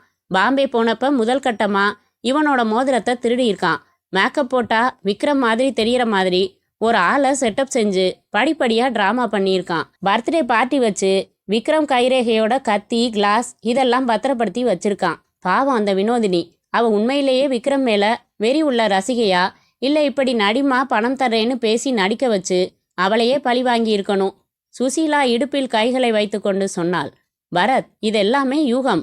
ஏற்கனவே ஜட்ஜு உங்க மேல கொஞ்சம் கடுப்பா இருக்காரு. வீடியோ கேசட் பாயிண்ட் வேற ஊத்திக்கிச்சு. இந்த யூகம் எல்லாம் கோர்ட்ல சொன்னா செல்லாது. பத்ரிநாத் மாஸ்டர் பிரெயின்னு எப்படி நிரூபிப்பீங்க? அவன் கோர்ட்ல வந்து ஒத்துக்குவானா? நம்ம நியூட்டன் கிட்ட சொல்லி அவனை கண்காணிக்க சொல்லி ஆதாரத்தோட பிடிக்கணும் சுசி. அது உடனே நடக்கிற வேலை இல்லை. இப்போ கோர்ட்ல குற்றம் சுமத்தப்பட்டிருக்கிற விக்ரம எப்படி காப்பாற்ற போறேன்? சுசீலா வந்து அவன் தாடையை பிடித்து உயர்த்தி, பரத், நீங்க எவ்வளவோ செட்டப் செஞ்சு மேஜிக் காட்டி பிரில்லியண்டா வாதம் செஞ்சாலும் அந்த கைரேகை படிஞ்ச கத்தி சமாச்சாரம் ஒன்று போதும் ப்ராசிக்யூஷன் இந்த கேஸில் ஜெயிக்க என்றாள். வெறுப்பேத்தாத சுசி, கொஞ்சம் இடத்த காலி பண்ணு. நான் இந்த கேஸ் சம்பந்தப்பட்ட அவ்வளவு பேப்பர்ஸையும் ஒரு தடவை படிச்சுட்டு தான் புறப்பட போறேன் என்று சிகரெட் பற்ற வைத்து கொண்டான் பரத். மறுநாள் நீதிமன்றத்தில் நீதிபதி டிஃபென்ஸ் தரப்பு சாட்சிகளில் முதல் சாட்சியை விசாரிக்க துவங்கலாம் என்று உத்தரவிட்டதும் பரத் எழுந்தான். யுவர் ஆனர், அதற்கு முன்னதாக இந்த வழக்கின் ஒரு ஆதாரமான குளறுபடியை முதலில் சுட்டிக்காட்ட விரும்புகிறேன். கணம் நீதிபதி அவர்களே, தயவு செய்து இந்த கொலை வழக்கில் பிணத்தை பரிசோதனை செய்த டாக்டர் அளித்திருக்கும் பிரேத பரிசோதனை ரிப்போர்ட்டையும் ஃபாரன்சிக் லேப் ரிப்போர்ட்டையும் எடுத்துக்கொள்ள கோருகிறேன். மதிப்பிற்குரிய பப்ளிக் ப்ராசிக்யூட்டரும் அவற்றை எடுத்து வைத்து கொண்டால் நான் மேலே தொடர்கிறேன். அனைவரும் தயாரானதும் பரத் தொடர்ந்தான். யுவர் ஆனர், டாக்டர் ரிப்போர்ட்டில் வினோதினியின் வயிற்றில் ஒரே ஒரு கத்தி குத்துதான் விழுந்திருக்கிறது என்று குறிப்பிட்டுள்ளார். அந்த குத்தினால் ஏற்பட்டுள்ள காயத்தின் ஆழம் 4.5 இன்ச் என்று தெளிவாக குறிப்பிட்டிருக்கிறார். இப்போது லேப் ரிப்போர்ட்டை எடுத்து பாருங்கள். அதில் சோதனைக்காக போலீஸ்காரர்கள் லேபுக்கு அனுப்பிய இரத்தக்கரை படிந்த விக்ரமின் கைரேகை படிந்த கத்தியை பற்றி விரிவாக குறிப்பிட்டிருக்கிறார்கள். கவனியுங்கள். கத்தியின் மொத்த நீளம் 12 இன்ச்சுகள். இதில் கைப்பிடி பகுதியின் நீளம் மட்டும் 5 இன்ச்சுகள். கூர்மையான கத்தி பகுதியின் நீளம் 7 இன்ச்சுகள். பெற்றுக்கொள்ளப்பட்ட கத்தியில் கூர்மையான பகுதியான 7 இன்ச்சு பகுதியில் இரத்தக்கரை 2.5 இன்ச்சு நீளத்திற்கு மட்டும்தான் படிந்திருக்கிறது என்று குறிப்பிட்டுள்ளார்கள். எக்ஸிபிட்டாக வைக்கப்பட்டுள்ள கத்தியில் இன்னும் அந்த இரத்தத்தின் உறைந்த பகுதி கரையுடன் அப்படியேதான் இருக்கிறது. கவனியுங்கள். ரிப்போர்ட்டில் குறிப்பிட்டுள்ளபடி 2.5 இன்ச்சு நீளத்திற்குத்தான் இரத்தக்கரை படிந்துள்ளது. வெயிட் மிஸ்டர் பரத், இதனால என்ன சொல்றீங்க என்றார் நீதிபதி. யுவர் ஆனர், காயத்தோட ஆழம் 4.5 இன்ச்சுன்னா கத்தியிலையும் அதே 4.5 இன்ச்சு நீளத்திற்கு இரத்தக்கரை படிய வேணாமா? 4.5 இன்ச்சு ஆழ காயம்னா என்ன அர்த்தம்? கத்தி வயிற்றோட மேல் பரப்பிலிருந்து 4.5 இன்ச்சு வரைக்கும் இறங்கி இருக்குன்னு தானே அர்த்தம். அப்போ அந்த 4.5 இன்ச்சு நீளத்திற்கும் இரத்தக்கரை படியணுமே. ஆனா இங்கே சமர்ப்பிக்கப்பட்டிருக்கிற கத்தியில 2.5 இன்ச்சு நீளத்துல மட்டும்தான் இரத்தக்கரை படிஞ்சிருக்கே. ஏன், எப்படி? பரத்தின் கேள்வியில் கோர்ட்டே ஸ்தம்பித்தது. பதில நானே சொல்றேன். கொலைக்கு பயன்படுத்தப்பட்டது இங்கே உள்ள கத்தி இல்ல. இதே மாதிரி வேற ஒரு கத்தி. அந்த கத்தியால கொலைகாரன் குத்தி இருக்கான். அப்புறம் விக்ரம் மேல பழி விழ வைக்கிறதுக்காகவே தயாரா எடுத்துக்கிட்டு போன இந்த கத்திய தான் குத்தின அந்த இரத்த காயத்துல செருகி வச்சிருக்கான். கொலைக்கு பயன்படுத்தின கத்திய அப்புறப்படுத்திட்டான். கொலை வேகத்துல குத்தினப்போ 4.5 இன்ச்சு நீளத்துக்கு கத்தி இறங்கி இருக்கு. அந்த கத்தியை உருவிட்டு இந்த கத்தியை செருகினப்ப அதே வேகத்துல குத்தாம மெதுவா செருகினதால 2.5 இன்ச்சு ஆழத்திலேயே நின்றுடுச்சு. அதனால என் கட்சிக்காரரோட கைரேகை படிஞ்ச கத்தி இந்த கொலைக்கு உபயோகப்படுத்தப்பட்ட கத்தி இல்ல. அதனால அவர் நிரபராதி. அப்போ கொன்னது யாரு என்று கத்தினார் முத்துராமன். அதை கண்டுபிடிக்க வேண்டியது போலீசாரோட கடமையை ஒழிய ஒரு டிஃபென்ஸ் லாயரோட வேலை இல்ல. என் கட்சிக்காரர் மேல குற்றம் சுமத்தப்பட்ட வழக்குல அவரை நிரபராதின்னு சொல்றதுக்கு இந்த ஆதாரம் போதும்னு நினைக்கிறேன் யுவர் ஆனர். பரத் அமர்ந்ததும் பார்வையாளர்கள் கைத்தட்டினார்கள். பின்கதை சுருக்கம். அத்தியாயம் 1. சந்தேகிக்க இடம் இருந்தாலும் குற்றவாளி என்று ஊர்ஜிதம் செய்ய முடியாது என்று சொல்லி நீதிபதி விக்ரமை விடுதலை செய்தார். அத்தியாயம் 2. பத்ரிநாத்தை போலீஸ் கண்காணித்து அவனை தேடி வந்த நபர்களை புகைப்படம் எடுத்து விக்ரமிடம் காட்ட, அதில் ஒருவன் மைதானத்துக்கு கேமராவோடு வந்தவன் என்று விக்ரம் அடையாளம் சொல்ல, ஆதித்யன் கைது செய்யப்பட்டு அவனுடைய ஒப்புதல் வாக்குமூலம் படி பத்ரிநாத்தும் கைது செய்யப்பட்டான். பொறாமையில் செய்த சதி என்று ஒப்புக்கொண்டான் பத்ரிநாத். அத்தியாயம் 3. பரத் சுசீலாவை நெருங்கினான், அணைத்தான். போனால் போகட்டும், பாவம். 3 நிமிடத்திற்கு அவர்களை யாரும் தொந்தரவு செய்யாதீர்கள். முற்றும்.